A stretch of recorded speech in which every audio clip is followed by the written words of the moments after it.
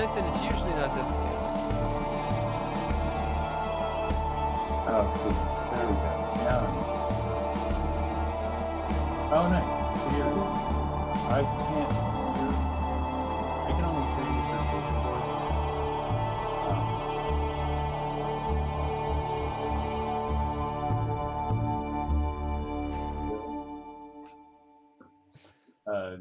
Let me. All right. Switch that. How's that? Okay. No, actually, I can hear you. I can't hear you.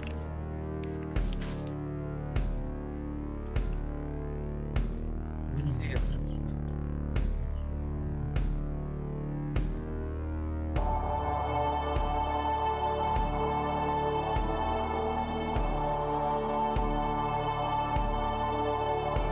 did Hulk anything before he left, or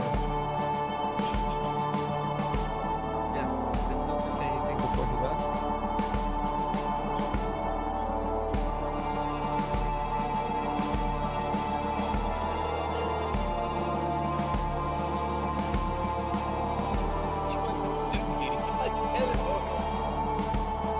He doesn't listen. He really doesn't listen.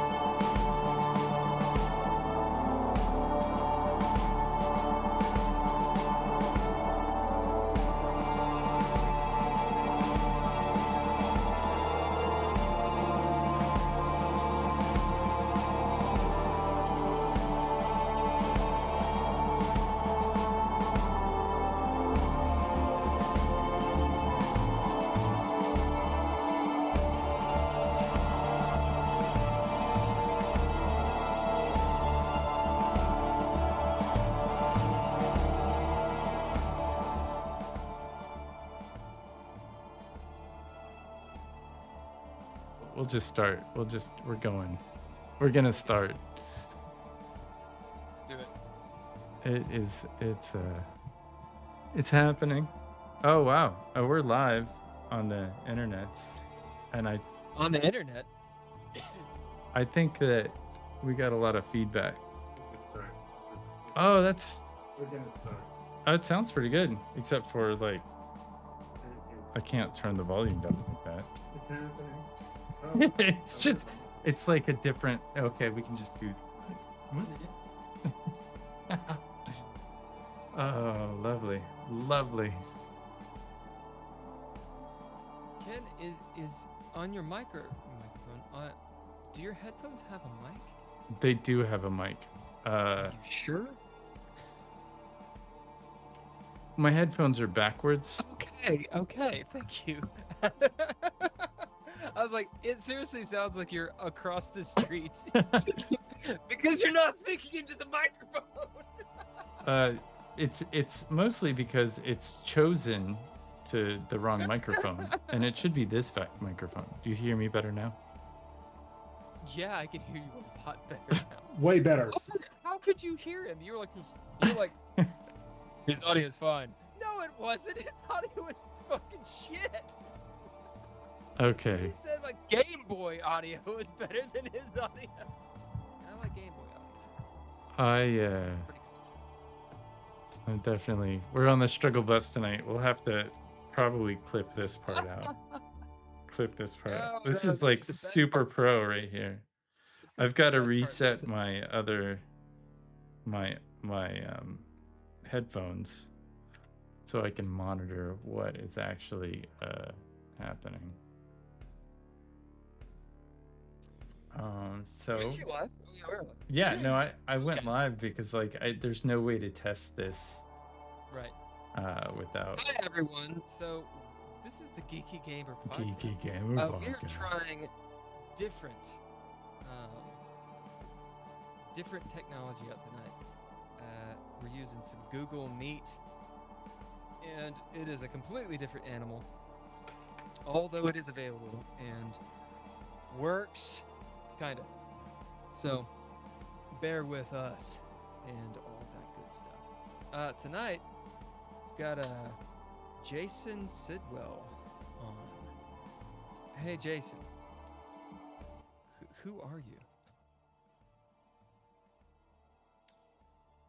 Jason can't hear me. So, hey, Ken, who's Jason?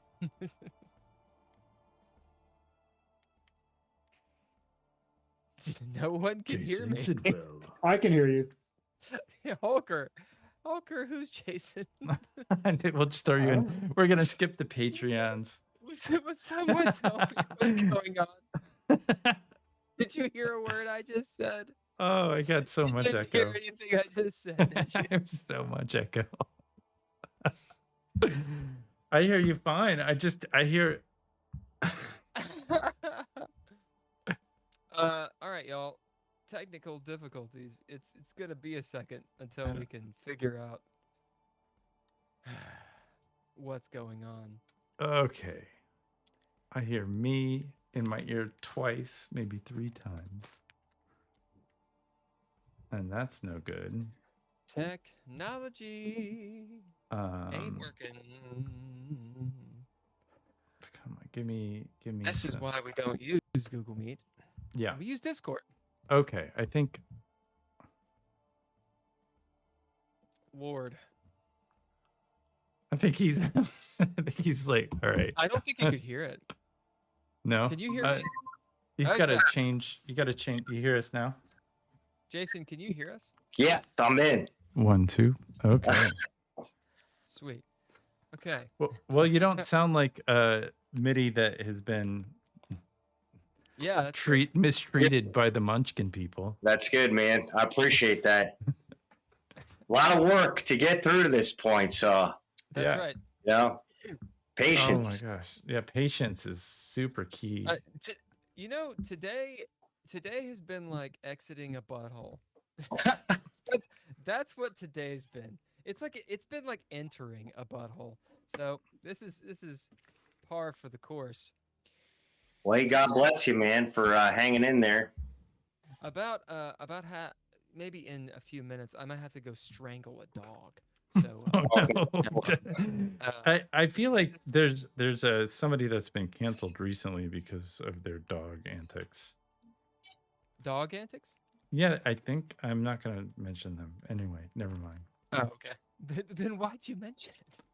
I don't know I- what you're talking about. Good. I'm not gonna strangle a dog. Just this dog is on his way out, and he. Oh yeah, a beloved pet. No, someone's pet, who is not beloved. Oh, okay, By them or anyone else, and they should not have a dog. All right. right on. So it's one of those So- situations. Fun stuff. It sounds just super crappy through my headphones, but we sound good on the internet, so I think we move on. Ken, it's you. What's me? You do the intro. Oh, Yeah, Fuck, man. all right. I'm gonna. Well, I gotta find where my mouse. I can't even find my mouse right now. Oh my god, everybody! Hey, you know what? We're gonna do the intro real. We're gonna go real with the intro, and I'm gonna actually start recording. So this is the real start. Ah.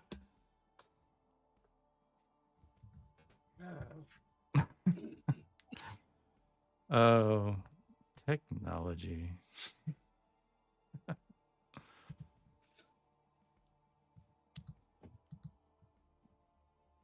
Hey, at least they can hear us, right?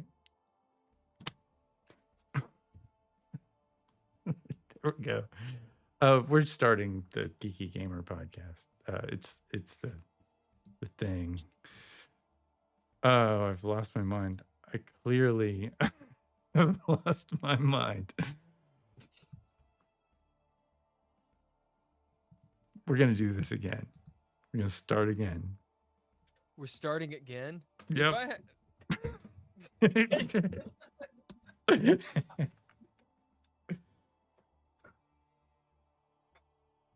I don't understand why the computer is not functioning properly. I was just kidding about starting again that time. Beers, kid. I'm done once I'm done with this beer. That's it. That's it. That's all it's gonna be.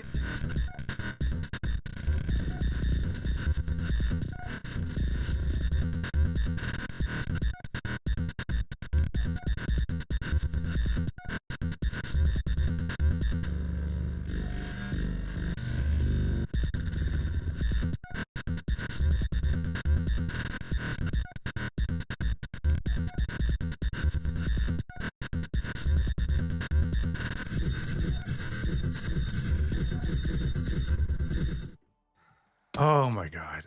It's Thursday. It's exactly 7 p.m. as always, Eastern Standard Time tonight. We welcome Jason Sidwell to the Geeky Gamer Podcast. Special thanks to all our case letters and Mr. Interrupt, who provide the score, as well as our Patreon members. Yes, that's right, Patreon. You too can join our Patreon Please members. join our Patreon so we can actually fucking pay for a fucking Zoom. Oh my god. Tim Roberts, Daniel Hulker, Christ. Nostalgic, and Natalia Cline all participate in our Patreon. This media is brought to you by Couchfire Media, but I feel like I should skip that part. And Twelve Replay Productions for whatever the fuck they do. The Geeky We are Gamer two Podcast with Jason gamers. Sidwell.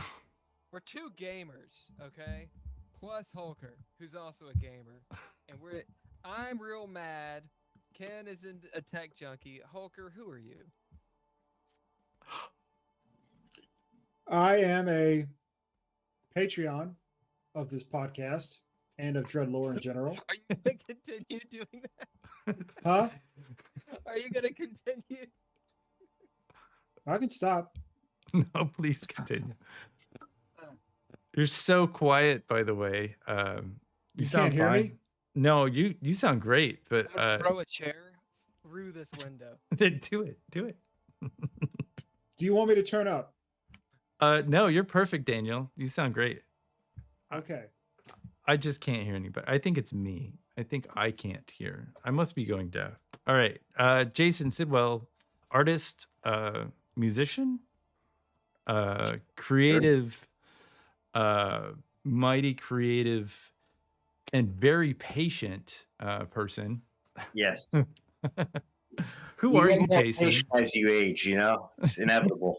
Your patience with us and our clearly ragtag group of technology junkies or whatever we are. So you guys, you're all in like different cities, or are you in like the same kind of area? Yeah, we're all over the place. Okay. Yeah. So it's hard to like link it up with everybody all the time. Yeah, I don't know what's going on. I think Discord was extra terrible today. But I think we're back. We're back to the basics. You go to cons, you show your artwork lots of places. You got Instagrams, Twitters. Yeah. You've been doing this for a long time. I know at least 20 years or something. I've been drawing since I was born, but okay. Basically when I got out of college, I started hitting like the comic book scene and doing shows, and then I kind of I played music for like 12 years and kind of turned into band flyers, and then I went back to the comics, and I'm hitting the real groove like right now. So I think like I got something pretty good. And I saw, a lot of just originals mainly. And then, I got a comic called Sun God Savage Action, which I just put out like last couple years, first issue. And it's kind of like Lion King meets Walking Dead. So when I go to the shows, it's cooler to sell that in person, because people come up to a table and they, you kind of give them a spiel, and usually they'll bite and like buy a copy. You know what I mean? It's online, nobody cares, but like in person, it's a little more personable, and people want to meet you and see your art. And, it's been pretty good selling that show so far. So, I got kind of like an animated style, and I'm digging it, man. I'm knee deep in the second issue right now, and it's going pretty good, man. I just wish I had more time to get it done. Can you tell us a little bit about the story? What's going on in the comic? So it's basically like almost like primal Conan style. I can actually go grab the book here and just show you, because I don't think you're going to be able to pull up anything on the screen here. I'll be right back here. Oh, nice. Who's our sponsor tonight, Daniel? All right. So I had some people and corporations and even some nonprofits who are lined up to sponsor this podcast. But over the course of trying to get in contact with them, usually something would kind of go wrong with the video or the speakers, or I would try and email them and it would bounce back. Sometimes my computer would just kind of freeze up. My phone wouldn't always work. So we don't really have any sponsors tonight, because I couldn't really set up a meeting with any of them that would kind of work, right? Some of them use Discord, some of them used Zoom. One of them even used ICQ, but I couldn't get that to work. ICQ. So sorry, I guess we're kind of AOL IM. No, that shut down a while ago. It never shut down, Hulker. We're keeping it strong. So sorry about your luck. Oh, you're cool, man. Yeah. So right here is kind of I don't know if I can get a focus here. Yeah, I got it. But yeah, you basically got the hyenas here, and they kind of went on a bloodlust rampage and like took over the jungle, and they've been eating everybody. And so you basically have like the lion and the antelope, last lion and the antelope kind of like team up, and they're warriors, man. They're killing off as many of the hyenas as they can. I call them like blood demons in this because they're just bloodthirsty, you know. They've ate the lion's family, they ate the antelope's family, so it's kind of like a revenge story, Are right? these undead hyenas? I, Yeah. I haven't breathed for 2 minutes. Oh, What the fuck are you doing? What have you done? I just it's like a horror. It's like a horror jungle action, if you will. I had written down Lion King meets Walking Dead. What do you mean? You literally mean Lion King meets Yeah, what? Pretty much. And then also, like, then they'll go. They do team up with a few humans, which is kind of cool. And then it turns into kind of like a Wizard of Oz type deal, almost.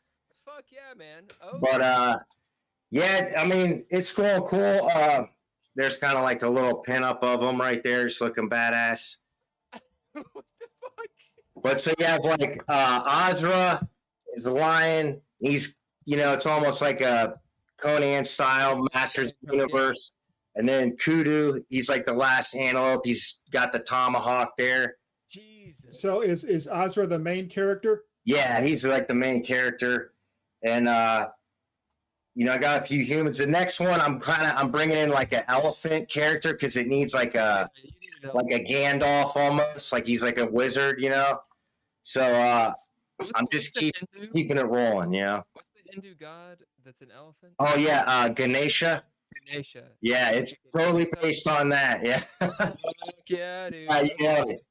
Okay. Yeah. Hey, Holy shit. Bill, will you change your mic? Because you're just No. not. No. No, you know what? I want all of the tech to go suck an elephant trunk. Yeah. Okay. No. Oh my God. No. But that's If you great. That's an wanted to interesting change it story. first, I would have done it. Or Hey, thanks, man. Yeah, I think it'd be like honestly be cool to just animated series, man. Like that would be awesome. But you know, if you guys know a bunch of animators, which you probably don't, but I know one animator. That's me. nice. There you go. So yeah, I definitely animate, and I would absolutely talk about doing some stuff. I have I enjoy your artwork very much. I've kind of gone through your Instagram, and I've been showing the book cover, and I guess you probably don't know that we are live on YouTube. It's weird that we decided to do that. We're usually a little bit more together. That's all right. But I do have and I guess one of us should send you a link to the live stream. But I do have the cover, and it's a wild, very highly graphic, very very stylized piece of work, and the characters are just unique, and Yeah, thanks. everybody looks very angry. Yeah, no, it's cool shit. it's pissed, you know, like a revenge tale, like I said. So yeah. but it's animated and it's gory at the same time. So it's kind of like you get the appeal. Like little kids will come up to the booth, you know, and you can see they want one, but they don't have any money. So a lot of times I'll just be like, hey, you know, if they look like they want a copy, I hand them to the kids, and they walk out there happy, you know, because it's like, I feel like kids today, they don't have anything really original like we did when growing up in the 80s, where everything was original, but it's like they just get like reboots, you know, for the most part. Yeah. And you know, I think it's important to just try to give them something original. Sure. All artists should be trying to do that, really. What's the main character's name, or is there a main character that you follow? The main character is the lion. His name's Azra. So I was taking like sun gods, like the old tale, you know what I mean, where it's like Ra, and then his brother Set, Yeah. you know. And so it's almost like the bad guy hyena is like almost based off like Dracula. And so his name's like Rafangava. It's almost like an African ominous, almost like a Sepultura kind of vibe. But and so you could almost say like they're long lost brothers or something, you know, like Sure. good, evil.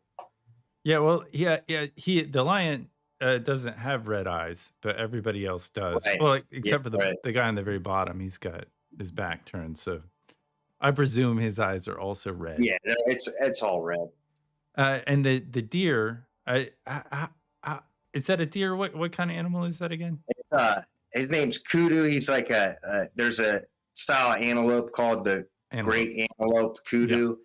You ever seen them? They got these massive like horns. Yeah, those are and cool.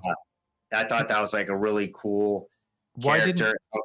didn't the lion eat the antelope? Well, I'm kind of developing this thing where, I mean, they were back in the day. It's like almost like the tribes weren't, you know, going head to head. They were more working with each other, you know. Okay. And the main bad guy kills Azra, the lion's family, and kind of like they get into it. I'm kind of, this is like a backstory thing I still got to flesh out, but he kind of leaves him for dead.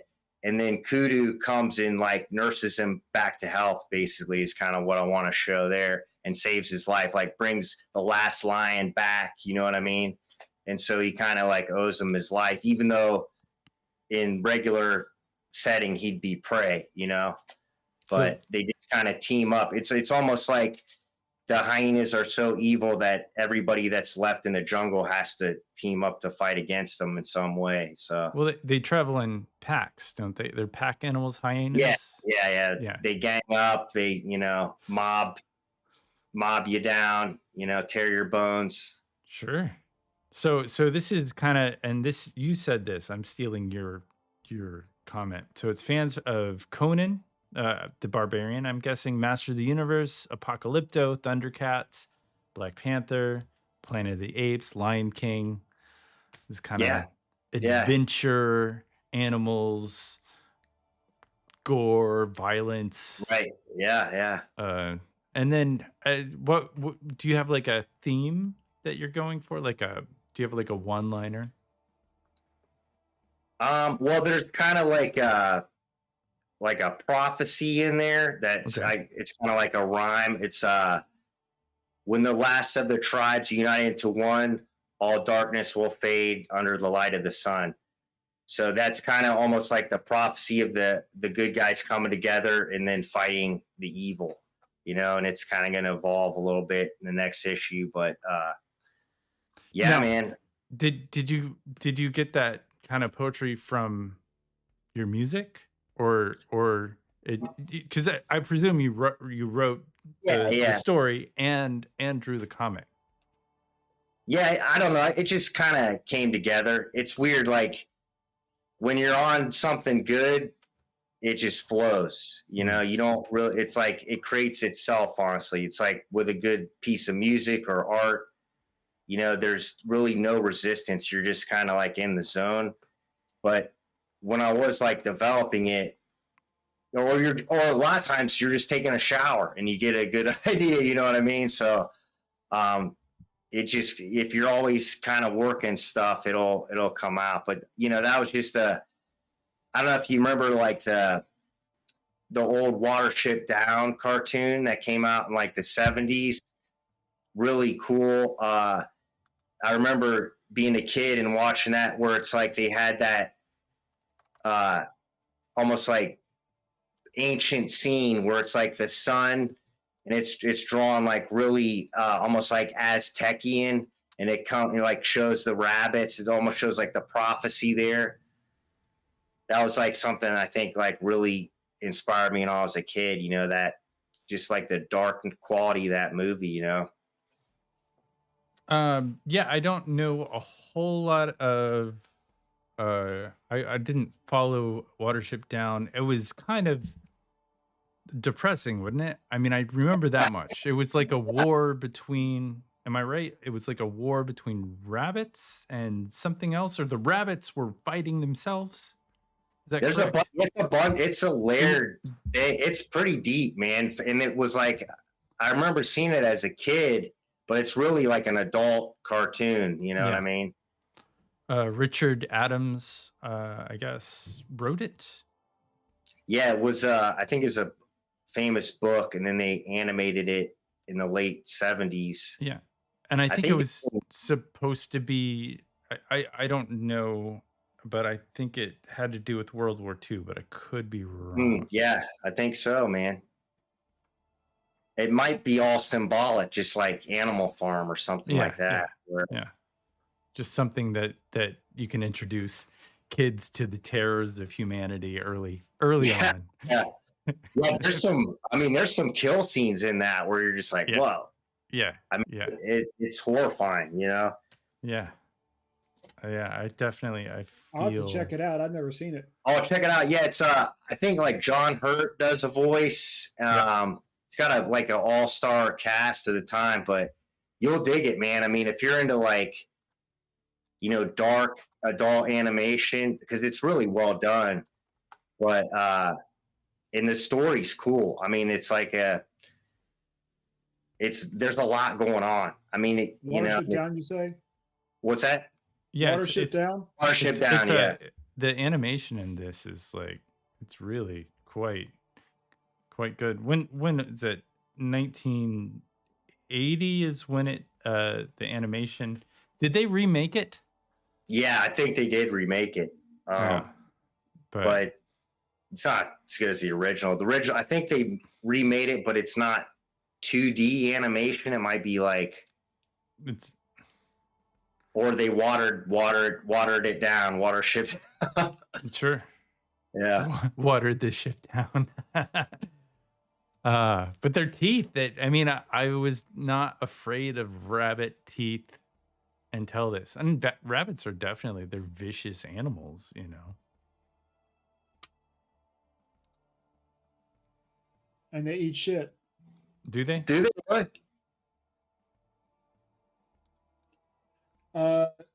Yeah, they have something called a cecum.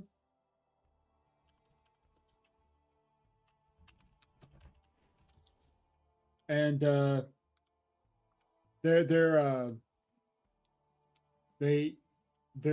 hindgut fermenters. Oh wow, that's wild.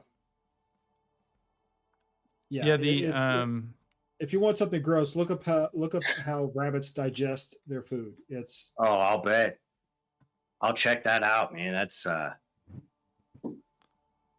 it's like a special breed of rodent. The animation is rabbits are not rodents. They are lagomorphs. Oh, I thought they were closely related to rodents, but they're not. And you can actually tell because they have 4 incisors, I believe, in their upper and lower jaw. And whereas rodents have 2. Oh. Oh, wow. What else is in that classification other than rabbits? There's not much. It's mostly rabbits. Rabbits are they're by far the most prominent animal. But there's something called a pika. I'm looking them up right now. Yeah. I know what that is. Yeah. All I know is that rabbits are not. They're not actually rodents. They're closely related to rodents, but they're not. I thought they were marsupials. They're not marsupials at all. No, rabbits are eutherian mammals, i.e., mammals with a placenta. Oh. Well, they're soft when you pet them. Do you know why having a rabbit's foot is lucky? I have no idea. I mean, my guess is that you caught a rabbit and got dinner because they're hard to catch. But I don't know. There are a lot of rabbits around here. I've seen a dozen rabbits in the last couple days. Nice. Well, it's like spring or late spring, I guess. Spring. So yeah, it feels like summer, really. Yeah. So you were in Columbus, Ohio? Yep.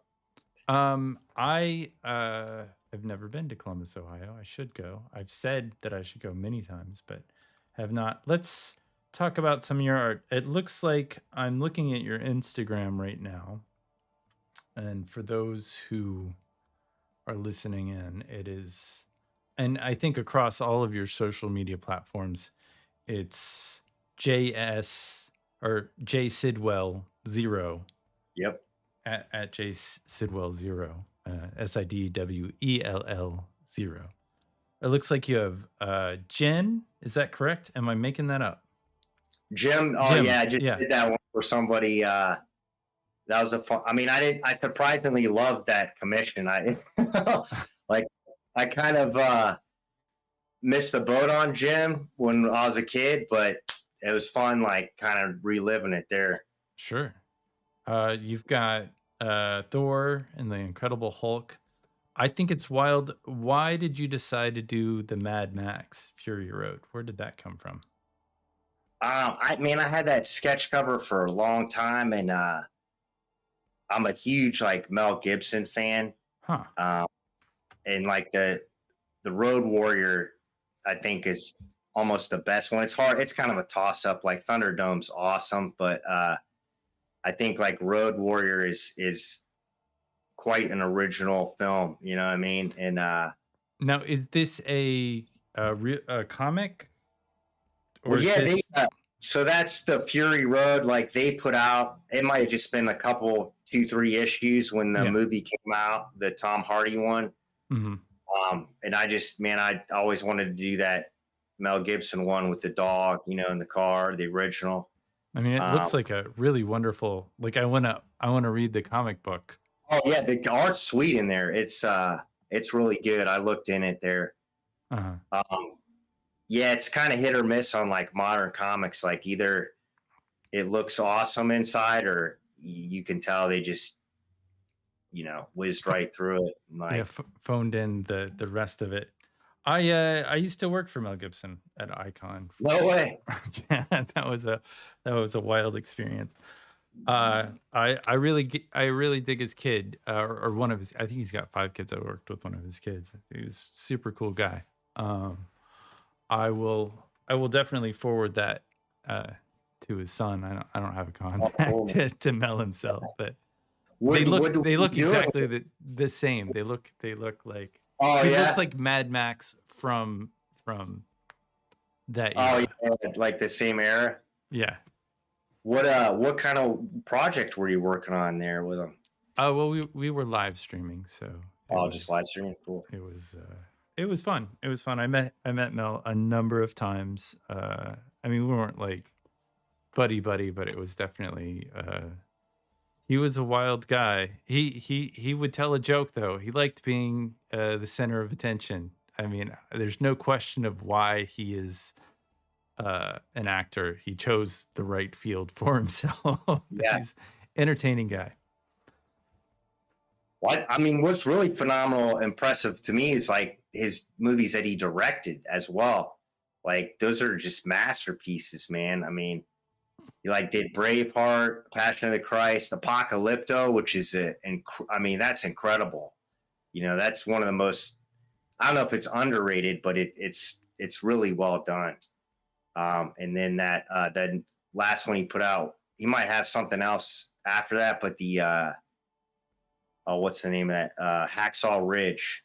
Oh yeah. Did you see that one? That was a good one. I saw that one. I liked it. Know if I saw that one. It's probably been out 10 years or something by now, sure. It's a good one, man. He has like he's real good at like suspense and like emotion, you know? Yeah. I mean, like, cause Braveheart, you know, there's parts where you want to cry, and then there's parts where you're just like so pumped up from the action, you know, and it's like he has that way of like, you know, too, when he's acting where he just like can like tug on your heartstrings and those like drama moments, you know. Braveheart was a long movie. Oh man, but yeah, is it good, dude? It was definitely immersive. Like they went, and I have to say that about his films. Like he gets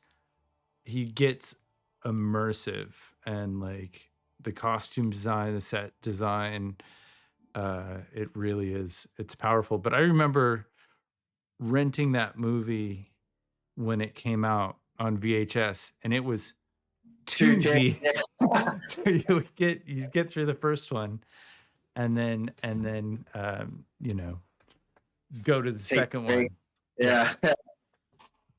Yeah. But it gives you 2 chances to not rewind the tape. Right. Do you get So- fined double if you didn't rewind back then? I don't know. 50 cents or I mean, that's the one you return and you don't rewind it, and you're like, oh, okay, I'll pay the 50-cent rewind fee. Did you always rewind your tapes when you took them back? Are you? probably. I mean, you know, it's I don't remember getting too many rewind fees, you know, growing up, but the tape. I mean, it's funny. Like I kind of went back to VHS. Like I still casually collect them now, just because it's like the sentimental value or whatever. And like I kind of got my basement where it's like almost like an old video store where they're kind of like laid out on the shelf where you can see each like cover, you know. VHS. I mean, That that is a reminds medium. me of Yeah, good. something that happened a few years ago where someone recreated a video rental store. That's cool. I saw somebody doing that online. I'm like, man, Well- that's a cool idea. But the only VHS tape that was in that store was Jerry Maguire. Yeah. There was nothing else. Yeah. It was like an entire blockbuster, but that was the only movie in that entire store. Yep. Someone bought up every VHS copy that they could find online and made a store out of it for a while. I don't know. I don't think it's still there, but as kind of like a joke or a way to promote something else, that's what they did. Yeah. Or It's in just LA. a tribute to Jerry Maguire. Yeah. Was that the one Yeah. where he's like, "Show me the money," or is that's something Yeah. else? Yeah, show me the money. All right. I don't think I've actually seen Jerry Maguire. You I haven't known. might enjoy it. I mean, it's, you know, It's. like I mean, yeah, it's a feel good movie, you know. yeah. Is it feel good? It's like a rom-com, you know, feel good. You know, it's like a positive movie, you know. It's really just about Tom Cruise falling in love with what's her face. Yeah, And Tom then, Cruise. That's why. That's why. I'm not. I That's what it don't. is. I don't. I mean, I don't really. I'm not a non. I don't dislike him necessarily. I just doesn't. He doesn't. Doesn't appeal check to the boxes. doesn't check the boxes. Like I don't. I'm not gravitated towards it. So let's go into some more of this art. You got an X. What is that? An X23? Oh yeah. I you know, funny thing, I self brag. I worked on I think the first animated animation with Wolverine and the X-Men where they were introduced in animation form. I saw that on your IMDb. It says we end in 15 minutes. I know we're we're really short on this one. We can switch it up to a different one somehow. I think we can just leave, take a break, and come back. Was like Bill going? Is he strangling that dog, or what's going on? I think he's got some stuff going on there at his house that he's right on. working into. But yeah, the X23. So this is a commission that. How do you get these commissions? I got an eBay store, and people it's kind of cool. Unfortunately, I never really get to meet them in person. I mean, it goes all over the earth, but you know, it's all just an online sales. They'll tell me what they want to see, and I'll throw them a sketch, and then, you know, they make changes or not, and then I just kind of finish the piece and mail it out.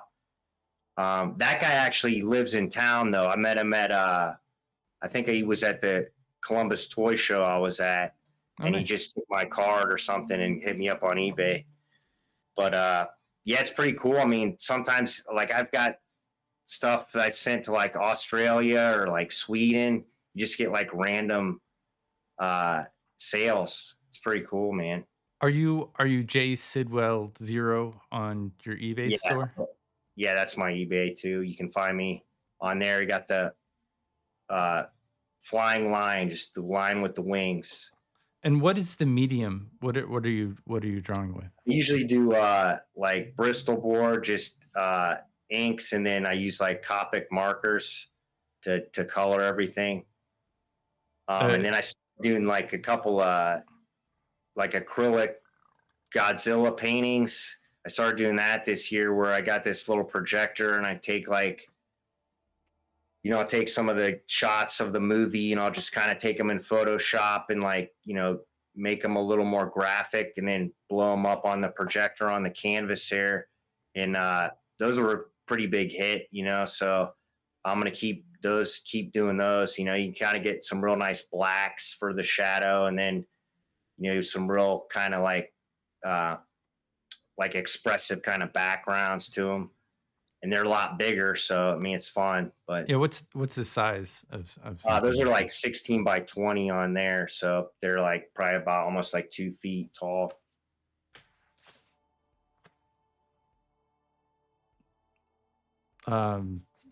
Did you have any questions, Bill? Are you there? Are you okay? He's like paused like this. Yeah, I think he's frozen. I think we lost him. Oh, he got his other beer. He deserves that beer. You deserve it. Yeah, Ken, this is not good for live content. I don't need to talk about what's happening over here.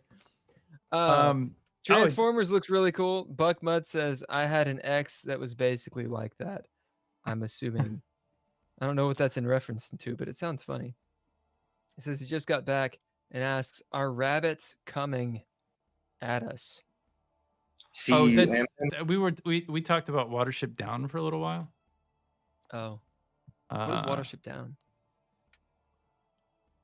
It's like a 70s animated adult movie about like rabbits and it's pretty cool, man. I mean, none of you guys. I think Ken saw it. You've seen it, right? Or yeah, okay, I've seen it. Yeah, I have not seen it. Daniel didn't see it either. So, man, check it out. It's pretty good. It's got some dark stuff. Yeah, it's brutal. Is yeah, brutal.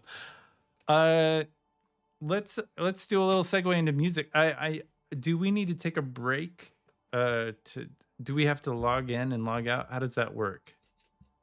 So have you gotten a notification? Yeah. We're probably about 5 minutes hit away. Extend call. Is that and that's why it disconnected me for a second. I don't know how long it'll last, but it says 11 minutes. Did you hit Extend group call? Calls have a limit of 1 hour. So we've been on here for an hour. Yeah. Right. So we'll have to like take a break and come back. I wanted to segue into some of your music. What kind of music do you do, or do you still play music? Are you still in it? No, I got out of that. It's pretty traumatic ending to my last band, so I just kind of moved on, man. But yeah, we can talk about anything you want. Yeah, is there, like we usually, if we don't have any technical difficulties, kind of vet the people beforehand and talk about and ask them like what we can't talk about. So if you want to tell us what we can't talk about on the anything, man, I'm open. Tell us. So you don't do the music anymore. That's fine. Tell us about cons. Going to cons. Like what kind of cons are you going to? How do you pick a con? Well, right now it's just where I can get to, without buying a hotel or something like that.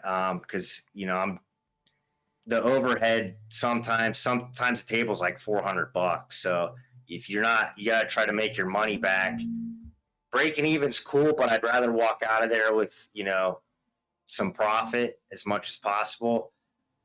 So like there's one in town I'm kind of up in the air because it's called Galaxy Con and they have all these celebrities. Yeah, Galaxy Con's awesome. So I'm gonna actually just go there and check it out. this year. I've been trying to get on that one. I do PowerCon, which is in town. It's a really good one. That's like a 3-day con, and then there's just some some one-offs where it's just like one day here. And then I want to do the Dayton one, which is like Gem City Comic Con. It's coming in July. That's a real, like, the table's cheap for that, so that's like a real good one. And then I just got a new used car, so I can start going out farther. Like I want to do the Lexington Comic Con, which Yeah, is do that. Well, let me Lexington know if Comic you do and that, Toy and you Convention? can. If you do the Lexington Comic Con, you can crash on my. oh, cool, man. I appreciate it. But So yeah, they fun. were, that one looks pretty good. I mean, That's good. it's just, there's so many. You just always hear about more. There's always more. But basically, you just go to a show, talk to other artists, and they'll tell you, you know, what's a good one, what's not. But yeah, you kind of got to watch your overhead, because, like, you know, like I said, it's this one. It's like you're competing with everything there too. Like if it's toys or, you know, like celebrities or whatever, because, you know, nowadays people only got so much of a budget they're bringing in there, so it's like, you know, you gotta make sure you're kind of selling there. You know, You gotta- Can you draw? Can you do stuff like on the spot in terms of drawing? So like maybe if people come up to your booth and it could be a way to like entice them. I don't know. Just yeah. Well, I got some offers at the last one because it was like 3 days, but I prefer doing that at my house because that's where my setup is. But if somebody just wants like a sketch, like a quick sketch, you know, I'm down, but it won't be like a finished nice piece. You know what I mean? Because it's like too on the spot. I like to really just, because what I do is I'll like start at 25% and then I'll blow it up 50 and then put more detail, 75, 100, you know, to all the details on there. And you really don't like miss a beat if you do it like that. But if you're kind of like, I mean, some guys are really good and they got the whole piece full scale and they can just go right into it and do a really nice piece. But I prefer to like blow it up as I go, you know. Ken, I posted a new meeting in the chat. Which Okay, I think we can slide over to if you guys want to. should we go ahead and do that? And I'll just throw us into a break. Yeah. All right. Yeah, let's do We'll that. be back in a minute. Yeah. Or however We'll see. long it takes us to figure it out.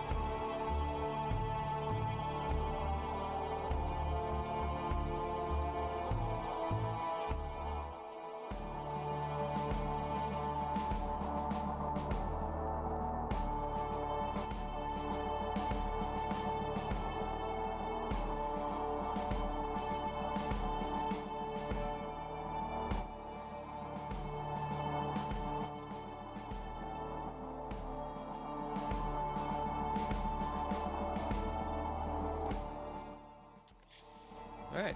That's pretty nice. We'll see if my little subterfuge with Google worked or if they're like, we know you're the same guy. No, wait. Gotta know. Watership Down. Okay. Yeah. Well, I need to see it. I did a tabletop role-playing game called DreadLore, which the shirt actually Holker is wearing.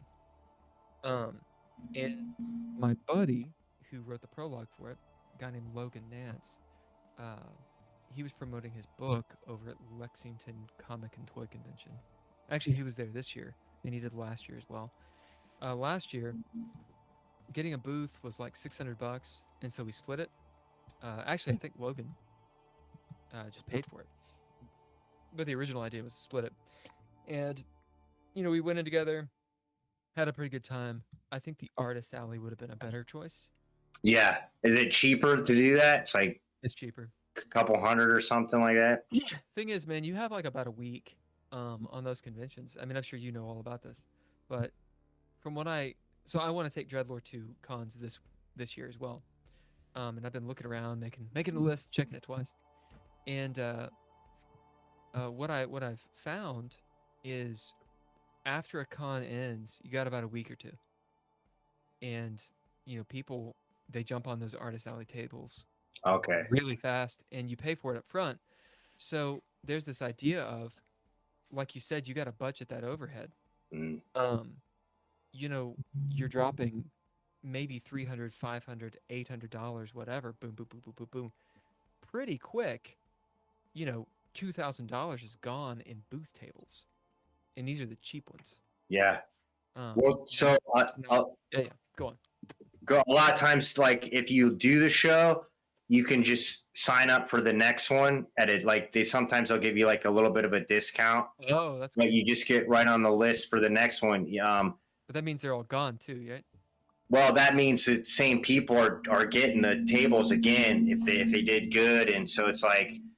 But once you're kind of like grandfathered in that sense, like you really don't have any issue. But basically, if you're not like just getting it as you go, you need to be booking about 6 months out at least, or more. Yeah, that's it fills up, man. thing. Yeah, I kind of got shoehorned into the Lexington deal, and there's a couple other cons, like the smaller stuff. I've been looking at because, and I'd like, of course, your opinion. So you can go to GalaxyCon. Did you say that you had been there? I applied like last year, but I was like way too late. So I'm just gonna go check it out this year and see if I want to fork it over for the next one, because my hesitancy is like it's just so big and there's so many celebrities that you're competing with, and it's so expensive to like get in there and like whatever people are buying, and I just want to kind of get a feel for it before I throw down for like $400. I think like, so we had one of our previous guests, a guy named J.V. Hilliard, as an author, and he's going to be at GalaxyCon. Is it Atlanta? Is that where it is? There's like all different. It's all different. It's like San Jose and stuff, all kinds of stuff. But I think there's one in the south. Yeah, Fort Lauderdale, Florida. Is it? Oh Florida? no, the company is based in Fort I Lauderdale. was gonna say I didn't think it was in Florida. I think it's Atlanta, but I'm not 100% sure. Anyway, so my con stuff would be Gen Con, Dragon Con, and then some smallers. I don't think you're gonna have any problem with people coming by, because when people go to these things, they're dropping $1,000 on $1,500 on a hotel that they've grouped together. Yeah, They plan a year ahead. This is something they do.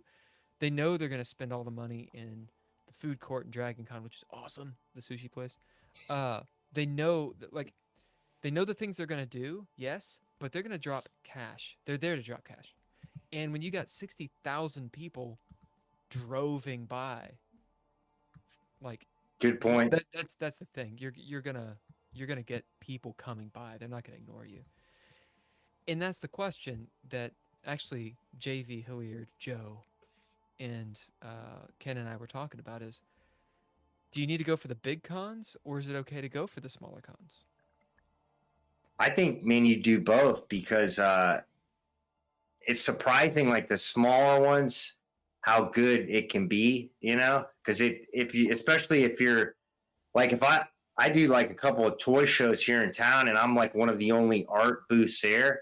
So it's like you stand out in that sense, because people are like, oh, wow, there's actually an art table here, where it's just complete, vintage toys or whatever they're looking for. I mean, most people are there just to collect toys, but there's still plenty of interest, so you get like runoff in that sense. But then the bigger ones, it's like, like you said, that 3 days or something, guys get a hotel room there, the cash is like flowing. But it seems like if there are multiple days, like like the Sunday is like a slow day, and then Yeah, like the other yeah, 2 days Sundays. really hit, Yeah. Sunday is really, it seems to be the day that everybody goes for Yeah. discounts. But And- honestly, like the bigger ones, you're gonna network with bigger people, and that's really what it's about, really, if you think about it in that sense, So I mean, people are gonna see your stuff, and that's always cool, Yeah, I mean, actually getting exposure. You'd mentioned something earlier about online, no one cares. Most of my stuff is online, and Ken and I have talked about with GGP, for example, with the DreadLore podcast, we do all that stuff. How does one promote? So, kind of, what's your opinion on that, and what's been your journey of doing that? Well, I think you want to promote stuff online, and you definitely want to have like a home base for your merch. I was just saying that about the comic book specifically because there's so many people coming out with independent comics that, unless it's there like in your face and you can like flip through it, it's hard to get a response unless you already have like a built-in following, where it's like, or a Kickstarter or something like that, where they're like primed to get it. But like, I think in like your case, like you're building a following as you go, and you want that like home base for the merch, and what you guys like sell like shirts and like stickers and stuff like that. So yeah, I mean, that's good. That's all good stuff. I mean, and then you can, double dip with the cons, take it to a con and sell it there too, and then leave your cards or whatever. And if they don't buy it there, they can come back around online and get it. So you definitely want to have that going on. But just like from my experience, just with like people buy other art from me online, they could care less about like an independent comic. So in person, I can like give them the spiel. I can tell them what it's about. They can see like I'm passionate about it, and they're like, "Oh, this is cool," and they can look through it and then decide from there. And it's something to be said more in like the physical realm of having stuff, Yeah. Because they come to your table. Yeah. To see you and to hand, you hand them the whatever. Yeah. Or like another piece catches their eye, and it's like, and then, okay, now you can sell them a comic book on top of that, or, whatever. But, the great stuff about that is I can reprint 1 million of them. It's not right. I'm like tied into like Marvel or DC or something where once it's printed for the month, that's all the copies that are out, I didn't know that. So like, then it's like a back issue after that. But I feel like if you're an independent artist or an author or whatever, you can reprint your book 1 million times, So think about like, if you're making like $3 profit a book or $20 profit or however much you're making, how many of those books would you have to sell to make $1 million? And then you're a millionaire. So like, and you've already done the work. You've already wrote the book or, published the book. So, it's an endless cup from there. You can just keep promoting it. Yeah. You sound like an artist, which is good. Because it seems like you're a really good artist that actually has some business acumen to boot, which those two things don't often come together. Yeah, right. It's usually like the business person or the artist person that doesn't know anything about it. You actually anticipated my question, which was prints versus original art versus limited edition. Do you play around with any of that? The only thing I print is, like I said, is the comic, but I know people that sell their prints and they don't really dabble in originals. They do the one original or their digital art at comic art, and they, you know what I mean? So they rely on the print sales, but the prints sell just as much, as the originals. Like people just, if they like the piece, they're going to buy it. But for me, it's like, I don't really want to spend the overhead on a print that might not sell, that I'm holding on to. But I got a buddy went to college with, that's all he sells. And he does really well at shows. I mean, he sells like $10 11 by 17s, and they go, man. He's just always putting something new out. So there's really no, it's just whatever, man. People, if it looks good, they'll buy it, or that, Go I'm on. sorry. No, hit it. And then also too, they can sign the print too for them to make it a little more personal, like they got something special, so. Ken, you had anything? Yeah. What about we were talking about going to cons and other alternative meetings. Have you put your thoughts in, because you have such a wonderful, like, clean, very anime, or it's very certainly graphic design quality that really pops. Have you thought about doing a card game or a board game or some kind of? Oh, sure. Yeah. That would be cool. I mean, it sometimes just you'll get like a random job like that. It's been a while. I mean, it's really kind of, I used to get like random stuff like that before the economy crashed, where somebody had. Did you? So you what card game, board game have you made? Well, not so much that, but like, for example, like one guy in California, he saw my stuff. He's like, I'm a real big Quick Draw McGraw fan. And he's got like a muscle car, and he wanted me to design the wrap for it. Yeah. So I did that, and like, I forget the little donkey guy's name, but he wanted that guy on there too. So we made a bunch of panels for that. And you'll just used to get like random stuff like that, where it's like, or people want like their caricature drawn. This one guy had like a insurance business, and he wanted like himself as like a superhero that they could use for like an ad campaign. So I'm like totally open to do that stuff. I used to do a lot more in the past, but people aren't just, it's different times now, man. People aren't just throwing down expressive art ideas anymore like that, because they're Sure. pinching their pennies, And the have you noticed a change in what people are looking for as well? I mean, it seems like everything nowadays is free on the internet, especially in our, as artists or something like that. Do you think society has changed where like unique artwork, now that AI is anybody can just generate something? Do you think that, have you run into issues with that? I think, it's a Pandora's box. Like, it's out there whether you want it or not. So you're competing with that. But there's always like, it's weird. It's like the old schoolers, they still want the traditional stuff. Like, that's where they see the value. And then, maybe like younger generations, they want more digital. I mean, it doesn't, but I think if you're good, even AI, it's like, I almost equate it like almost like photography, where you still got to cherry pick and like pick your best ones out of the batch. Like if you do a batch of them, so you still have to have like a good eye to like sift through that and see what's good.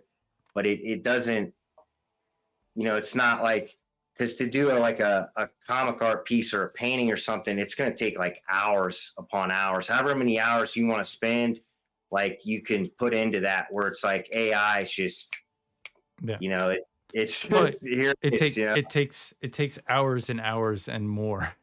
Is Right. basically what you're saying. Depending on how much dedication you want, or but that's the cool thing is it's like, it becomes like human versus machine, almost like where,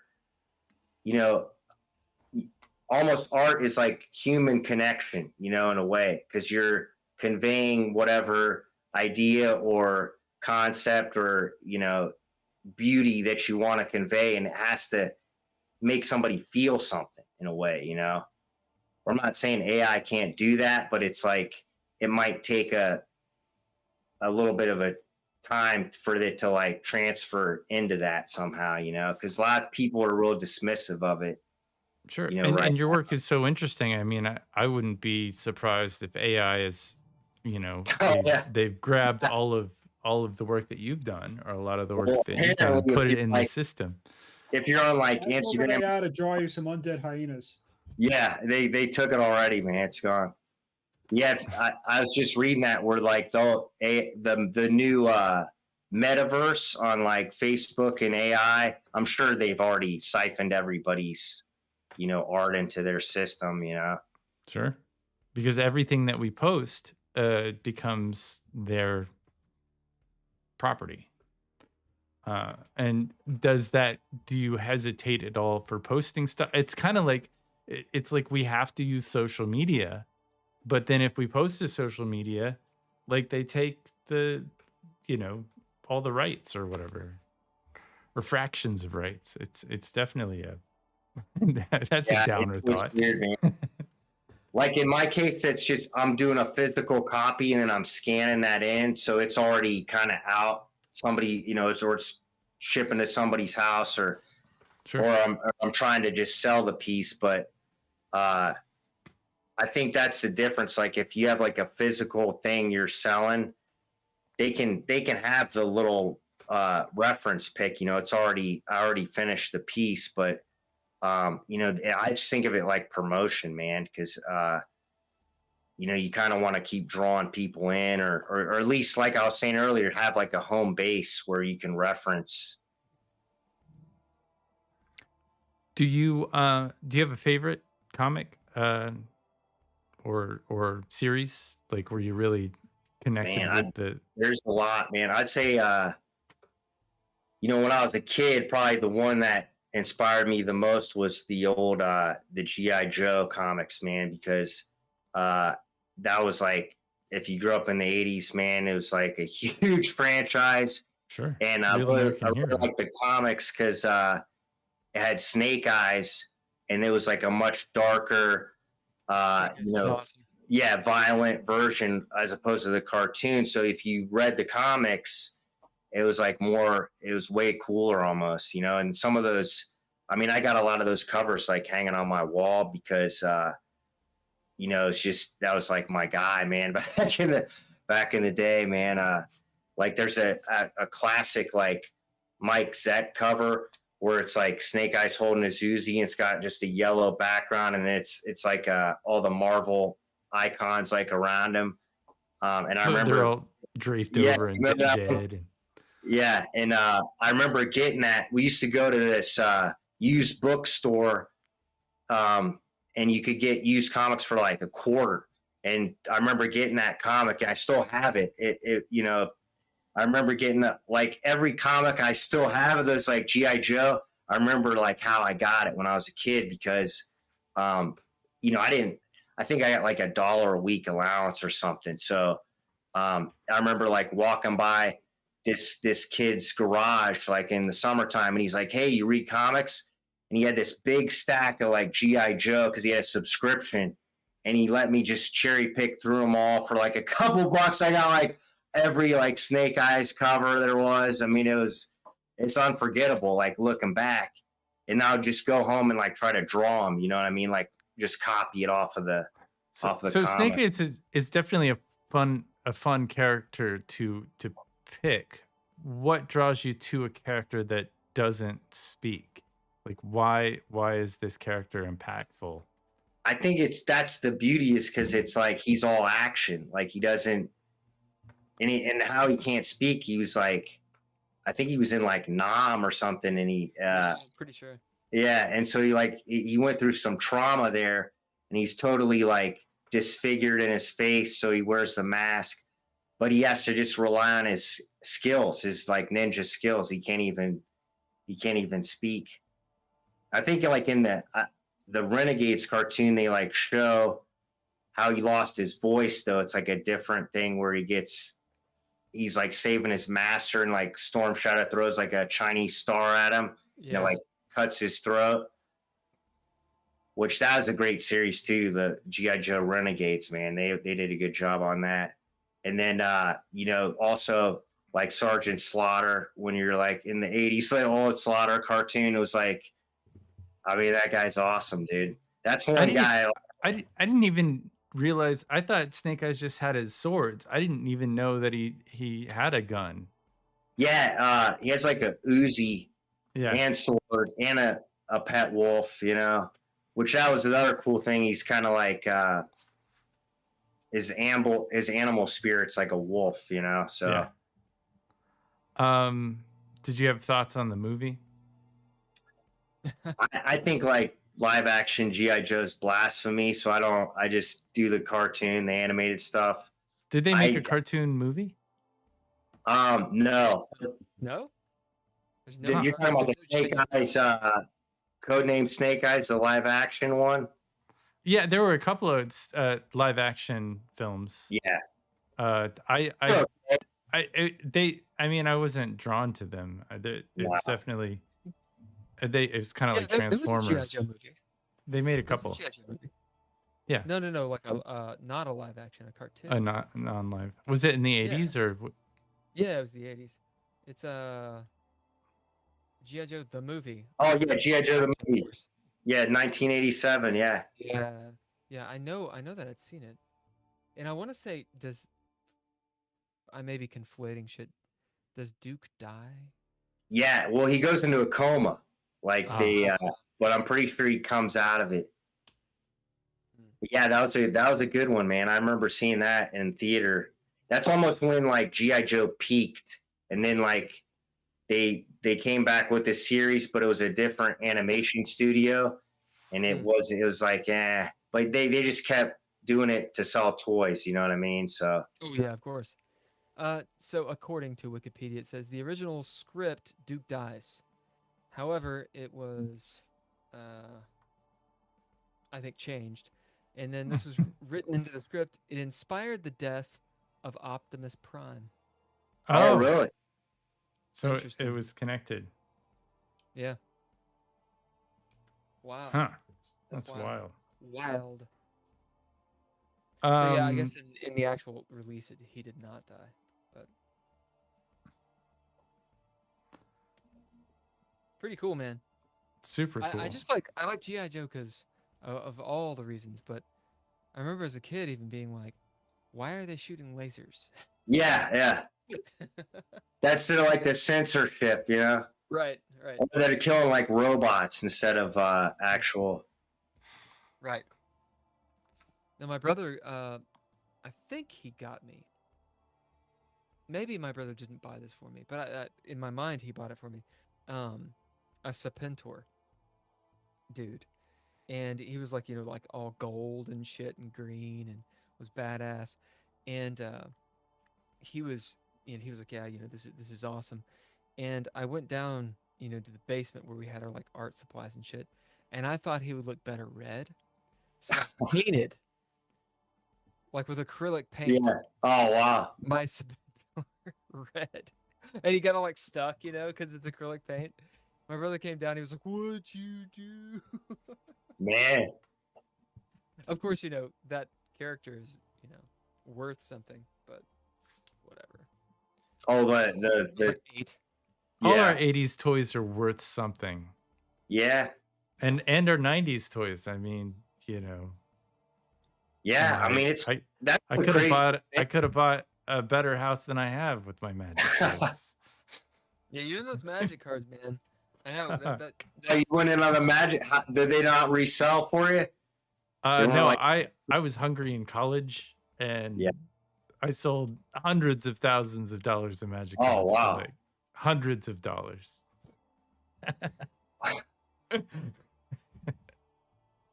Yes. Such is life. Holker, have you ever collected anything? I mean, other than the tiers. So yes, I have a collection of Wesley Willis CDs. Nice.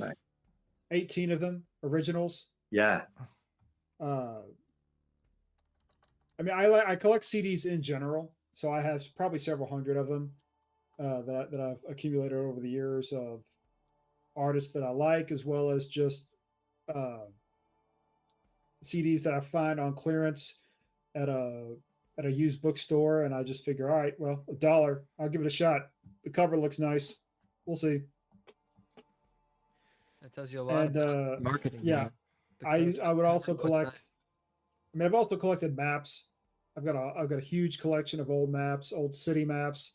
It's really interesting because at the time I thought no one would value these maps at all, but it looks like they're not really making them much anymore. So we'll see. I'm holding on to them. And Are you I've talking also about got a fair, huh? Are you talking about the travel guides that you pick up when you go Like to triptychs? the visitor center? And they And have stuff the like map. that. Yeah. And actual city maps that they used to publish back in the day. I actually Okay. have I have some old Thomas guides. well, I have some old city maps of Louisville back from the 70s, where they have the East End Bridge penciled in as if like the bridge is going to be built soon, even though it wasn't built for another 45 years after Oh, that. shit. Uh, Oh, yeah, and let's see. I've got pictures of Lexington's proposed city map before they ever built the New Circle Road. This is from like I think the 30s or 40s or whatever. It looks very different than what actually happened. Very different. Yeah, I got a lot of that stuff. Best laid plans, man. That's cool, man. I mean, it's crazy because the map stuff, it'd almost be a relic because everybody just gets directions off their phone now. So it'd be interesting to see if that ever goes up in value for you, or just there's some kind of market for it, down the road. Pun intended. Yeah. Yeah, we'll see. I really like older, really old Yeah. city maps that kind of show a city as it was. So I try and find them. If I find them at an antique store, I'll buy them up. Interesting. So, with collectors, are they doing it to, because are they doing it to collect? Sounds like a vapid question. Because they for some reason love whatever this is, or are they doing it to sell? Like Beanie Babies. Like, did you like Beanie Yeah. Babies?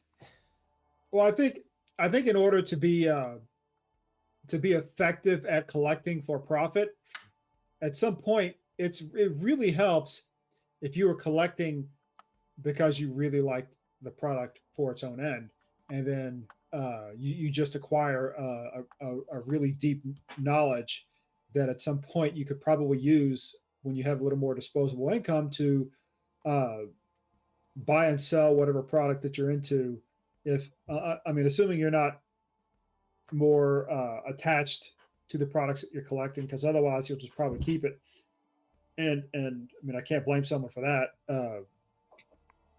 But I figure at some point, for someone to have done it for profit, they had to have done it as a passion. It would have been.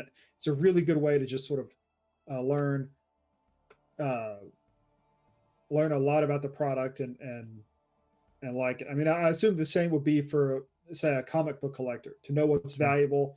At some point, you probably knew what you liked, and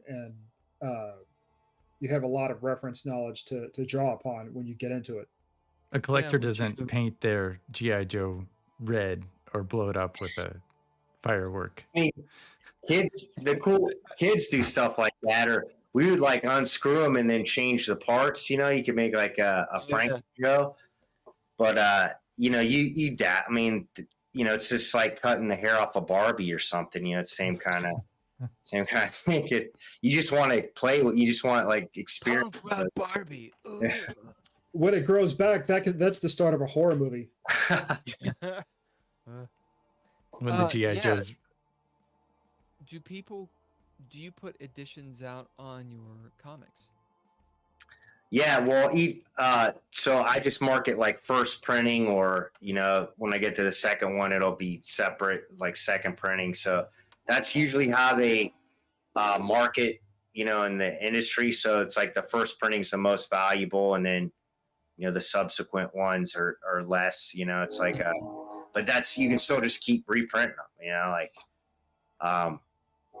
So yeah, it's kind of cool. Like I had a couple of guys, like you're saying, they're staying in a hotel. They're from Honduras, Oh yeah. and they came up and they're like, saw a comment. They're like, oh, they're like big Ninja Turtles fans. They're like, we got to get the first issue because this might be worth money someday. Yeah, sure. And I'm like, yeah, this is the first print, So yeah, they're real cool. And then, like that's cool too when somebody wants you to sign them. So like, you feel important there. Like they appreciate your work. They just want like a signed copy. Does that increase or reduce the value? I mean, if you have a famous person. Yeah, if you're famous, it's, and then like the other thing too, people get them like graded, which they'll pay, however much to send it into like a grading company, and then they'll send it back in like a nice plastic case with like a 9.5 or out of 10 or whatever. And then you can I seen Todd McFarlane graded comics where he signed it. It's like $1,500. So, and he's still alive. So it's like, imagine like if you had like a Jack Kirby or something, it's almost like once you're dead, it goes up infinitely more, you know? So I went to art school and they were like, your art will be ×4 when you die. Yeah. So $4 Right. You don't see a dime of that money. You're dead. Yeah. I got two of your big paintings. He said paint over them. It's like, no, I'm waiting until you're dead, buddy. I'm gonna sell them. Yeah. I got the rest. I got the amp though. You did get the amp. That's right. Yeah, man, it's a thing. It's a thing. Like, when you're doing artwork, right? So I'm assuming you do art because you love to do art. Yeah. I just been doing it since as long as I can remember, man. But in a way, it's like it's a process, but it's also like therapeutic. Like you get in the present doing it. Yeah, I really like time. What was that? You gotta make time, space to do it, right? Yeah. But how do you accomplish that? Once you get it set up like a system, you gotta. There's all you gotta do is like clean up the excess. But I forgot my next point was gonna be like. Man, I kind of just had a brain fart. I was gonna go on a tangent there, but what I was gonna say. You'll get it. That is okay. All right. It's us literally about every 5 seconds. So I'll continue talking. You'll remember it. Do it. Right. Here's a profound question.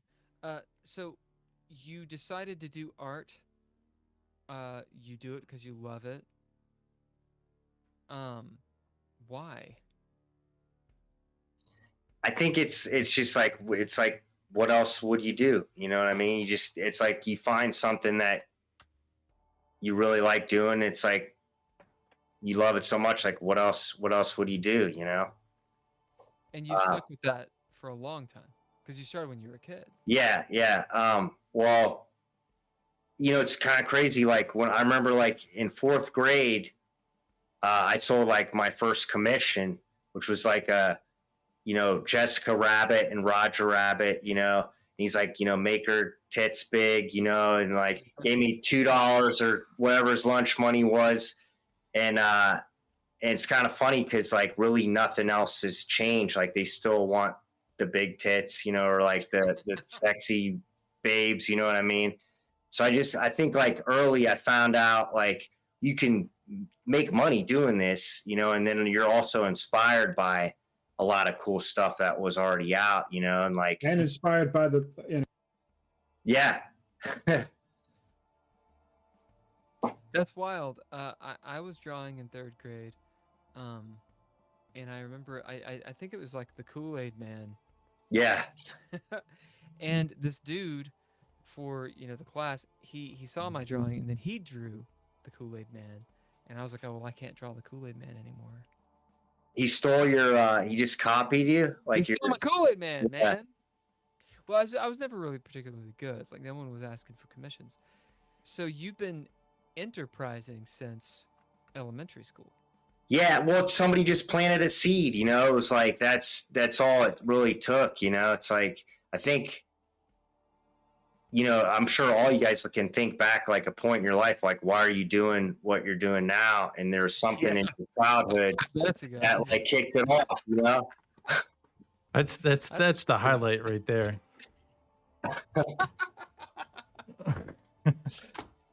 Yeah, but it is a little bit strange. Maybe it's not strange. It seems strange for someone, in my experience, to get an itch for something when they're very young, and then into their adulthood they're still doing the same, like it's the same idea. Yeah. Like really grinding it out. Like Yeah. I'm rather jealous of people like that. I think that is that not like a role playing game? If you play two different characters in two different role playing games, that there's a reflection there. Not to conscript your question, I just wanted to ask you a question about your question. Are you asking me or him? You. No one wants to hear what I have to say, Ken. Come on now. So what's the question? Basically, if you create a role playing game character, all your role playing game characters are eventually going to become the same because they're you. No. I don't think so. I mean, I think that's I can see where a person might say that. I'm sure it's happened, but I think that would be similar to saying something like, "Hey, Jason, are all of your characters you that you draw?" I don't think so. I mean, I don't know. You dig where I'm going with it? Yeah. I think what I'm trying to do is like more symbolism. But I'm sure there's like aspects. So it's like if you take yourself and you divide it up, like almost like think like the Wizard of Oz, like the Cowardly Lion, he wants courage. The Tin Man wants a heart. The Scarecrow wants a brain. So it's like you're almost sectoring out like aspects to what do you say, like emphasize in a certain character. So maybe like the lion represents strength, the antelope represents like willpower, or something of that nature, and then you can kind of think of it like that. But one of the main things really good artists do is they use symbolism, and you see that a lot in like movies, where a really good movie is past the point of the character, like the character represents something, at the end, or it gives you some kind of like revelation when you're watching it, So like take Godzilla, for example, like he would represent almost like a chaotic neutral, because he's also like a guardian of Earth. You've been playing some D&D, haven't you? Yeah. But you know what I mean? Like Godzilla, he's perceived as evil, but he's actually almost like an enema for Earth or something, where he like cleanses them. You know what I mean? Cleanses like the, so it's like you can't like root for Godzilla in the Godzilla movies. It's like, because screw these stupid humans. You know what I mean? He's just they're working against him. He's like got their best interests in mind. But they want to. Yeah, I dig it. And then he turns out to be like a good guy, kind of. He's almost like an anti-hero, I would say. Yeah. Ken, maybe just Google. Yeah, Google Meet hates you for one, and did you see Godzilla -1? I think that's been in. I watched a good bit of it. Little Mac things. Everybody do this. No, I can't do freeze frame like that. I just can't do it. I think it's the wrong app. It's not gonna do it. It's just not gonna do it. I don't have it anymore. This I've ain't lost Discord. I can't do my moves anymore. I hate Google Mates. It also doesn't like Bill. He's out. I'm like, I'm out. Yeah. So Godzilla -1, how do you think it compares to, say, some of the other Godzilla films? Have you watched some of the other ones? Oh yeah, I'll watch as many as I can. I'm a massive fan of like the like post 2000. So like Final Wars is like my all-time favorite, and then Tokyo SOS, Shin Godzilla, awesome. You know what I mean? But I did the CGI. It's like hit or miss with me, but I really like the new Kong Godzilla Empire. Man, that was like really enjoyable. They did a good job with that. And so you're into the what? Do you think that maybe Jurassic Park was some of that in there? Do you think there was a connection with their storyline versus Godzilla, or do you think that is a completely different? Good question. I feel like maybe Michael Crichton. I mean, you'd have to ask him, but Yeah. I feel like that's more dinosaur based because he's running the gamut on like the species of dinosaurs. Sure. And But I like, mean, dude, the connection of yeah, big monster and I'm sure it inspired him. If you watch that, there's like a commentary on the first one where the Tyrannosaurus is, the nighttime car scene where he comes out, and they're saying like they used I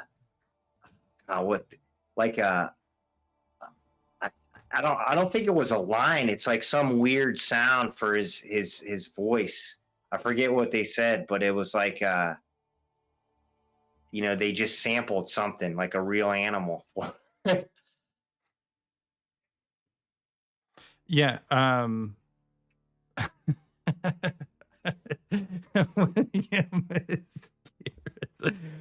This is a technical. We don't usually have this many technical difficulties. Oh, Oh, that's he's cool. back. Yeah, it's actually not this bad. He's back. Look at that. I'm just gonna do this. Yeah, So that it's stuck there. the internet only wants happy people. So if you're not Right. happy, it's not gonna let you on. What the hell, man? Come on, Google Meet. Stop sweating me, man. So, Jason, Go ahead. I know I'm like jumping in here, but I'm about to get cut off anyway. By Oh, the you're end. good. You look like the dude who plays the Punisher in Oh, really? Yeah. in the Daredevil series. Oh, John Bernthal. I don't know. He's an awesome actor. He's also in Yeah, he's Wolf of Wall good. Street, or The Wolf He's of Wall good, Street, man. I think. He's great in Wolf of Wall Street too. Like that, he does a really good job. Exactly. Yeah. Anyway, that's all. That's all I got. Yeah, they should cast him in a Godzilla movie. It looks like we have Godzilla! Your call ends in 15 minutes, one so we more can extend 15. again. We got 15 minutes right now. Good. They should cast him in a Godzilla film, I guess. Godzilla. That would be extra. Yeah. Uh, John Bernthal. Yeah. Good. Did you so we talked Comic-Cons, we talked AI, we talked music. Growing up in Columbus, it's a pretty big town, right? How many people are in Columbus? I think it's like 800,000, 850,000, maybe. It's like growing. It's like supposedly one of the fastest growing cities now. So it Nice. might be more. So it's a growing city. It has a scene.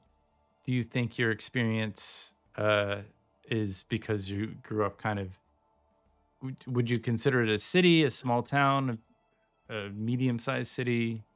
Yeah, it's a city? pretty small city. It's weird too, because like it's mostly like outskirts, like the downtown closes at like 5 and 6 p.m. You know what I mean? Like there's, unless you work down there, there's really not much going on. They have like some bars and stuff, but like the primarily just closes down. So it's all, everything's happening around like Ohio State campus and like, you know, outside of there. And then there's like subsects of Columbus where you can go like north or south, and it's like it's totally like almost like a different city. You know, it's like a different type of person lives there. Yeah.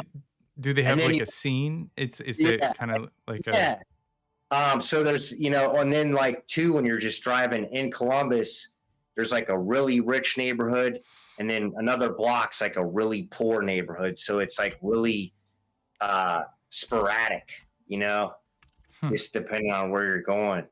And they're like right butt up next to each other, you know, so it's a weird. But yeah, I don't think, I mean, it's just, I grew up here, but it's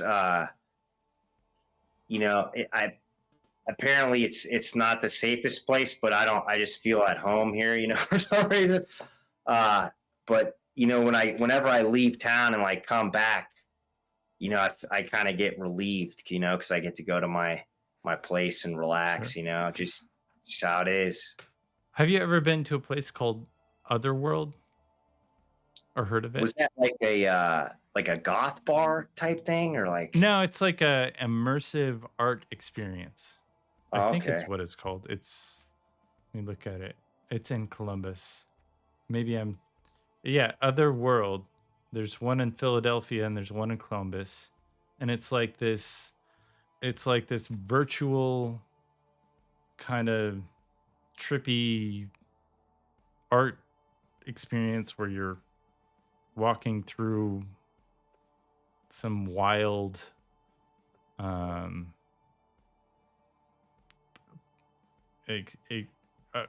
super it's an experience, you know. You're walking through.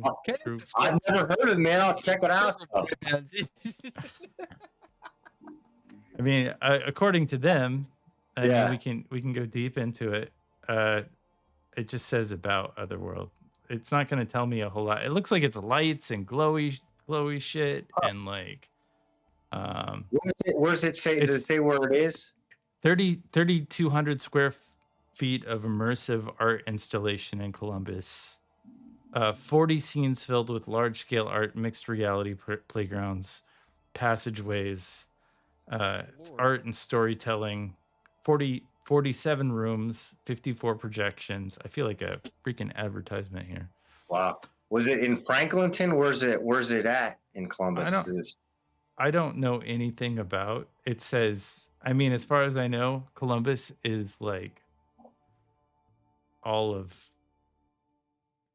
it's just one location. It's just a place. It kind of is. I mean, it's on their website it says you can buy tickets, but it doesn't like there's a contact. We definitely do not get a kickback for any of this. They gotta contact us. I guess you gotta contact them in order to. Okay. Oh, you can send them questions. You can do proposals. You can propose like a room. Yeah, apparently. You could probably get your like a show, like a fine artist gallery or something in there. Yeah, it looks like Alice in Wonderland met like Tom Petty, met like mushrooms. Oh, nice. Yeah, it's so weird. Psilocybin, Jason. Oh, there is. I got it. It's on Chantry Drive. Chantry. 43232 is the zip code. 43232. Okay. All right, I'll check it out, man. I've never. Ken, There I used think to be you a- got him. I think- There's I an think you Applebee's and actually a Subway nearby. exist. Yeah. Get hungry. Where he's gonna go. The I'm Diesel's gonna use that USA sales group. tactic. I'm gonna use- Yeah. Stop talking. Is that somewhere like you wanted to go there? I want to go. I'm gonna throw So if my I go out- laptop oh. out this window. It's 9 miles east of downtown, and Oh there's my free parking God. available. Yeah. Fuck, man.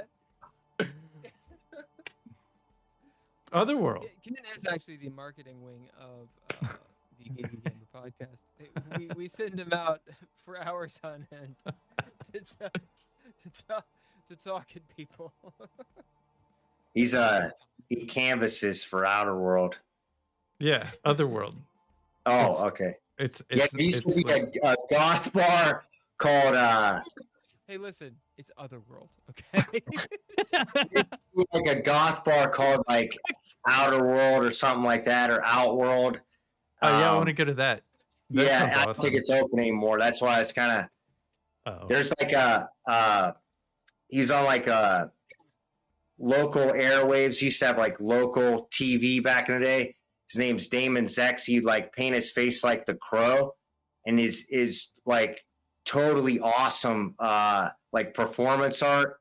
One time, like he went on Sally Jesse Raphael, and he like burned him, in front of the crowd, and he like went on this like revenge video where he's just like, Sally motherfucking Jesse Raphael, I will kill you. And he like went on like a tirade. I mean, it's genius, man. He's got to be on YouTube to this day, but he's like a local legend, and he would hang out at Outer World, or I think that was what it's called, Outworld. What's his And name he'd again? go- Damon I mean, Zex. Damon Zax. All right. Zex. Yeah. You'll. It's totally right up your alley, Ken. I mean, it's like. I mean, if I go to Columbus, is there going to be a goth club that I can? I hope so. There's all kind of weird stuff around here, man. You just gotta look it up. Hey, just so y'all know, I'm outer here. Oh. You're out. Yeah, I'm going to bed. All right, brother. Aw. Are you Well, gonna go to the do you? I look forward to meeting Hulker 5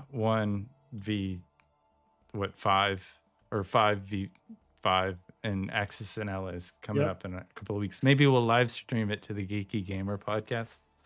Oh, okay. do? Please That would be interesting. Just the board I won't with be our there. yeah. If you're hosting it at your place, I mean, you could set it up if you want, I guess. Yeah, I'll set that up. A pleasure as Look at always. Alex and Alex.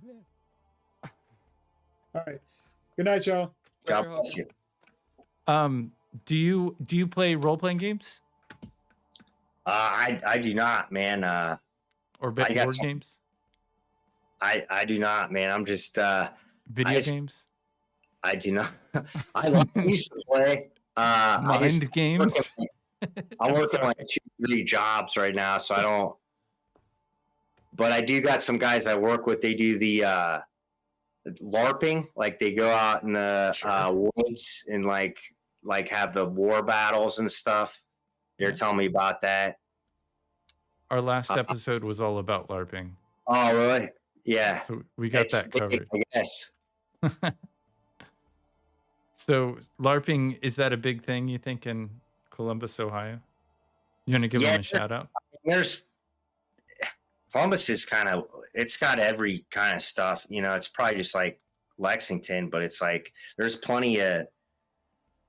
Oh, Lexington doesn't have all kinds of stuff. Oh, really? There's there's all kind of different scenes here because it's like you have the campus scene, and then there's all kind of kids down there, and then there's all kind of just it's all kind of different kind of weirdos, man. I mean, whatever, pick your poison. There's like metal scene, indie rock scene, there used to be like more goth stuff, but I don't know if that's They all dying got out. old. 'Cause Yeah, that was I the guess. 80s. Oh, got old. And stopped wearing black. Yeah. There's like it's a big hip hop city too. I mean, there's plenty of Nice. that going on. Good. There's some like definitely like national artists from here. There's a guy called Blueprint who you know, he has his own record label and he tours. He was at like Rock the Bells tour like back in the day. There's you know Aesop Rock. Yeah. Yeah. Yeah. So- I wrote a treatment Oh, for man. that, a music video for that. Really, I thought it was really generic, that song, their breakout song. And it's just like, dear Aesop Rock. I think that was it. I don't know. Yeah, there was he's like a real Columbus aficionado. Like I think the guy's name's like RJD2 or something that he was friends with. Yeah. Yeah. But yeah, there's always like there's this place called Scully's. It's a few miles from here. There's always kind of like hip hop shows going there, and they're packed, man. I mean, it's Sure. Yeah, hip hop's great. yeah. Do they have the records still, or do they do MP3s?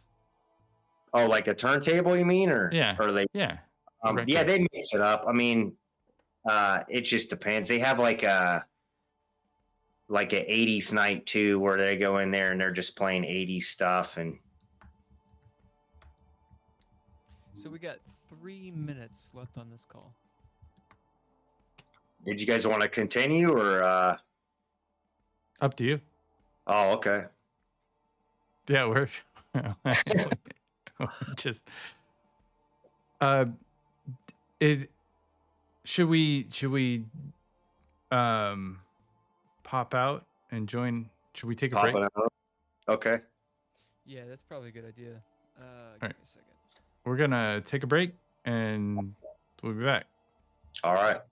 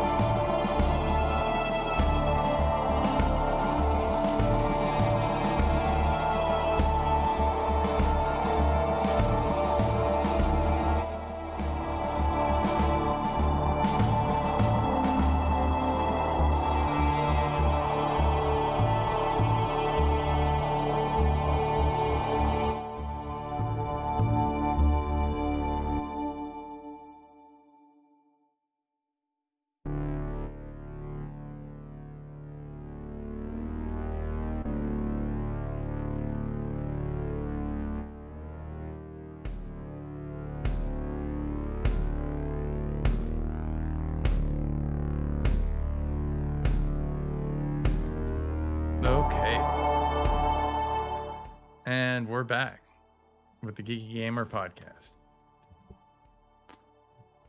I think I can hear you now. You can hear me now? Yeah. All right. Technology is pretty wonderful. What's next? We're more of the same. Yeah, I don't know, man. Like I said, I'm just trying to get my art goals on top of my, 2 jobs or whatever, just having the energy to do stuff. But it's going good. Like I always find time on the weekends, or make time, whatever. But yeah, it's been going. Like I've actually been, a lot of people been buying commissions. Like this is a good time of year. So, it's pretty consistent, man, which I was kind of having a problem with, like earlier this year. It's like you'll get like runs and then just die. Just dies, So does that have to do with the time you put into it? You mean like the runs or like? Yeah, well, yeah, you're hustling, you're getting the art out there. Yeah. Well, I think you Go can make it faster than it sells, but then what's going to happen is you're going to have a nice stock of pieces that you can just take to a show, and then they'll move like 8 times as fast. Like it's just different times, man. It's like it seems like the shows are where it's at because people are like Bill was saying, they got the money, they got the budget in the hand, and you just gotta get in the way of it, Sure. But yeah, that's what I found. It's like I just keep, at least if I can just do like 1 or 2 pieces a week, even if they don't sell that week, you just got them, to roll over to something else. Some of them take longer to find their home. That's all. You just gotta be patient. It's like how do you keep inspired? I mean, what keeps you in it, focused on? Oh, that's a good question. I mean, a lot of times you aren't, you're not in the mood, but every time I go like start a new sketch, you kind of just forget about the outside world almost, you're just like focused on the one thing.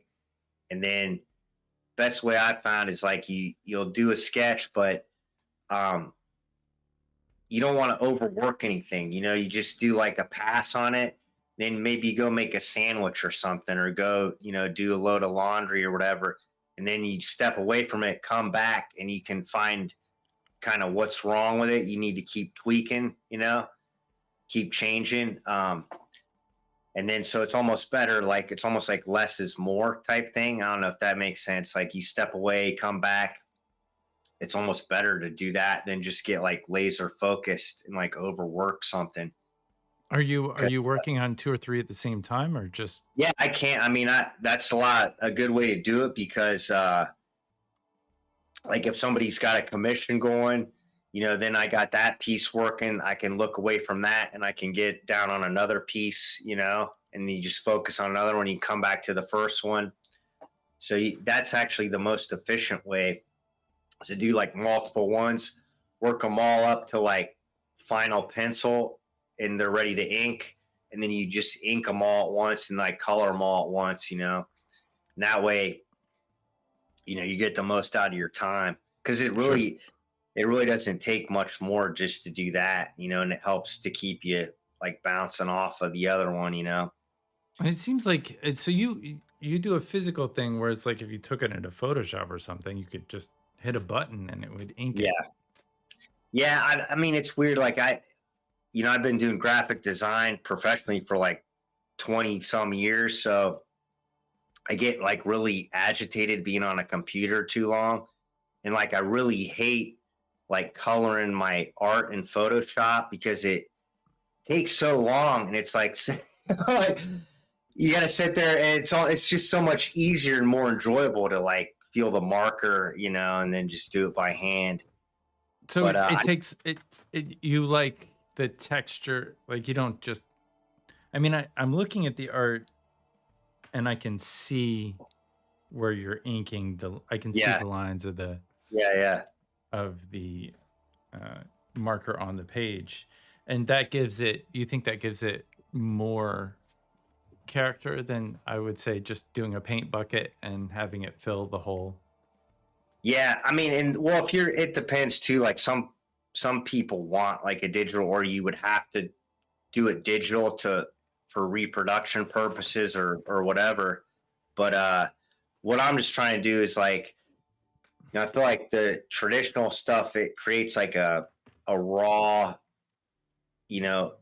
expressive element that you can't get on the computer, And then I kind of, even like, if you look at that comic, like I even like did the text by hand, and like I kind of scanned it in and, knocked out all the black and stuff, because it has that like punk rock kind of expressive by hand look, which is kind of something I developed like just doing band flyers over time, because rather than do like a font, if I take that font and then I take it and on a light box and draw it by hand, it's like much more expressive.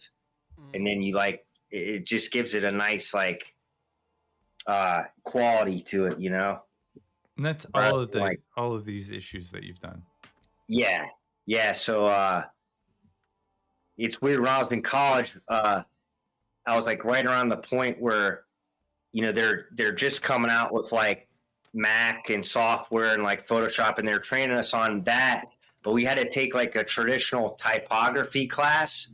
And back in the day, they would actually do it by hand. So I remember taking that class, and everyone's like, why are we doing this by hand? Nobody does this anymore. And I actually ended up using that when I got out, because everyone's doing digital, and it's almost cooler to do like non-digital now, like, I don't know. It just gives it more of an expressive quality, where it's like you can see the little variations of where it's not accurate, or it looks like somebody did it by hand, Yeah, I honestly don't like digital art that much. I mean, I've seen some of it that it's awesome, it's cool, and all those things, but you touched on it earlier. If you make something digital, there is no original. Yeah. Like, it's just, it is an original, just it's a representation, because I keep on saying the digital original, and it's rhyming.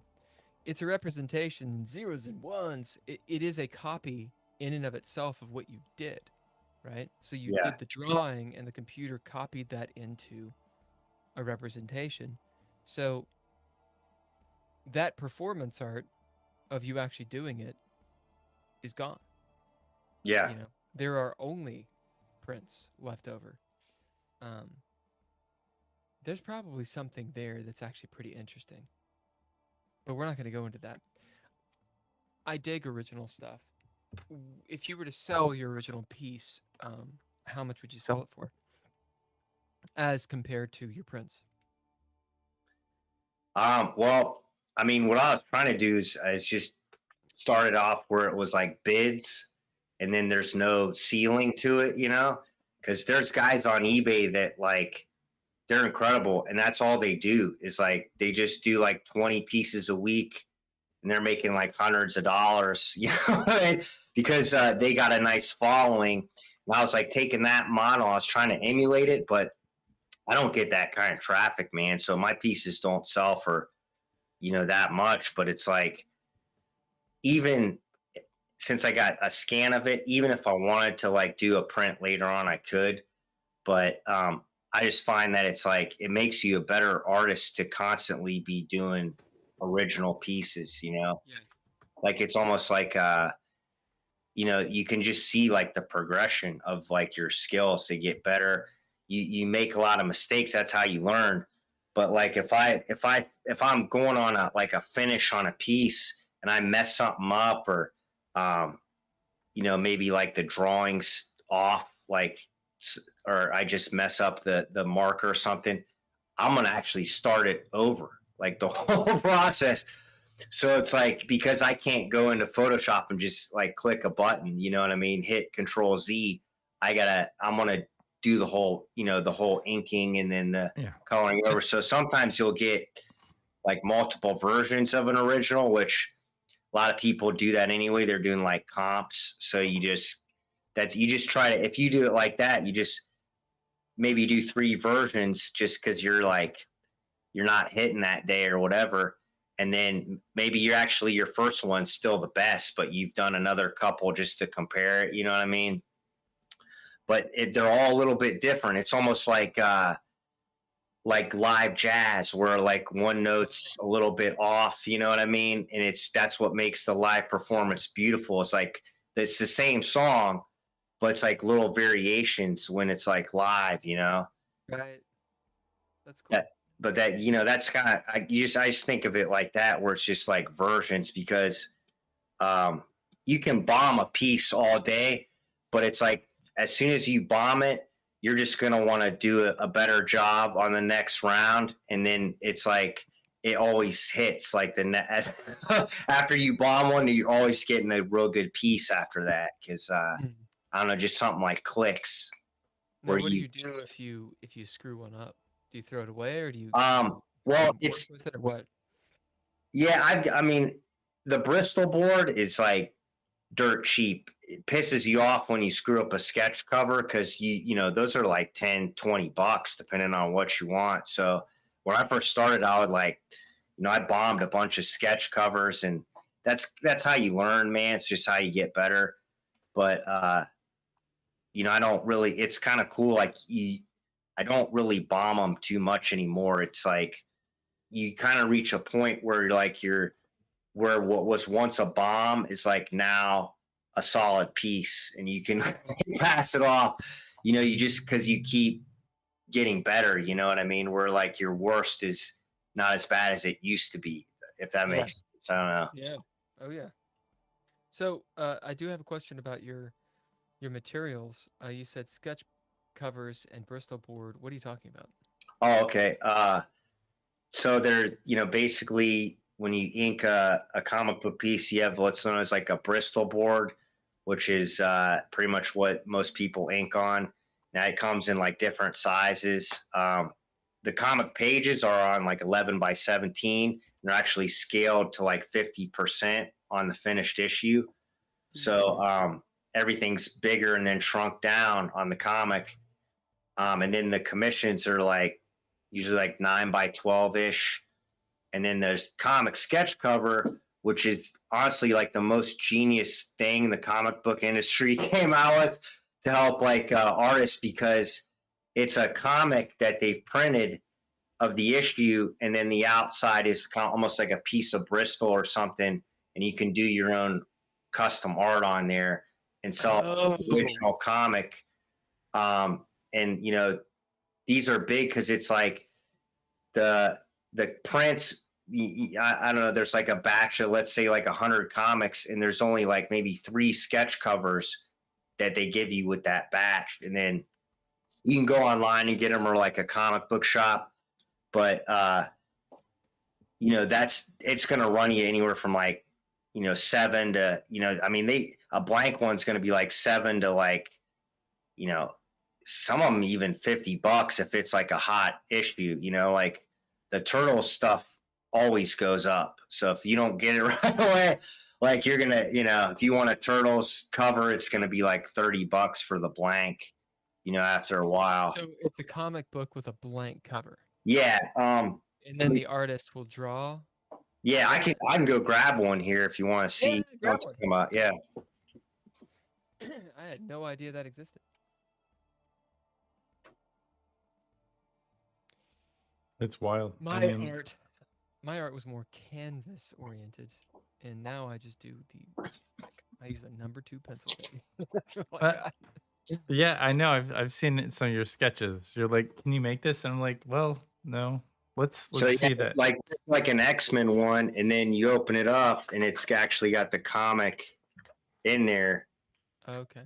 And they just give you like a blank cover and back, which is like, you just do original piece on there. And these started out like artists would just do like a head sketch or something at a convention. But then they started, they just started blowing up, and it's great for like, even aspiring artists, because there's a lot of crap on eBay that people just do them, and it's like they're trying to sell them for like $200, but they're not at the $200 level. Let's say, you know what I mean? Yeah. But I go for it. You know what I mean? Like if you can get that money out of somebody, then you should try. But you can get a sketch cover for like $5-7 and resell it for whatever somebody's willing to pay. But they're really genius, because it not only gives you a nice piece to like resell for as much as you can, but it's good for like the modern comic industry too, because it's like that's what it's kind of like a variant issue where it's like it comes like 3 to 5 in a batch of 100 or whatever that the comic store's got to get. And so it's like rare in that sense. Even some of the blanks, you could just resell that. I mean, some of the people get the blanks graded and they're $100-$200. So I don't know. If you were gonna draw on that, would you do something that has to do with X-Men, or would you draw like a caricature of that person or something for yourself, or what? Yeah, usually like my favorite X-Men, Psylocke by far. I mean, Psylocke's the bomb. Come on. yeah. So I'm always like, and there's different like placements of the logos and stuff like that. So when I see it, like I try to get an idea like right off the bat, like what kind of stuff I'm gonna do. But yeah, I mean, and then I have a big box of these, like just that I've collected, that are just a bunch of blanks, so I can just keep churning them out. Mm-hmm. But yeah, I try not to spend more than $7. So if it's like, I'll go on eBay and just like get a batch of them. Some of them might be 10, some of them might be 5, but if they average like $7 with shipping, then that's a good price for me. I can resell them. And I mean, this is kind of a going back. I'm sorry. I know you're in the middle of it, but I wanted to go into Psylocke just for a second. Didn't they had Psylocke in one of the recent, was it the Daredevil? Oh, really? I think she was. I didn't see the new one though. Yeah, I think it was But the I think newer she was there. Daredevil.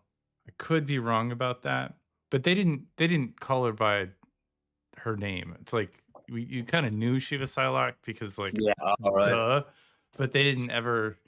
I think they called her Betsy or something. Yeah. That's all I got. I didn't mean to interrupt her. It's almost like foreboding, like they're like just planting a seed, and then maybe she comes back later on or something. Yeah. Yeah, those that show's cool. I mean, the Punisher stuff is awesome in that series. But yeah, it's like some of it's just too slow to like really, because they want to draw it out so they can make like these hour-long episodes that people keep watching. But yeah, man, they're probably just like wetting your beak with Psylocke, and then she'll come back later. Yeah, Lord.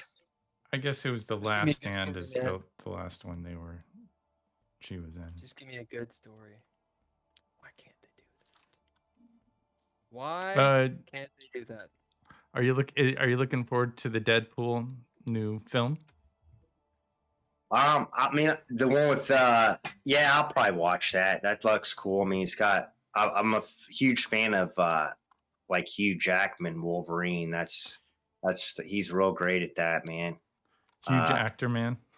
Huge actor, man.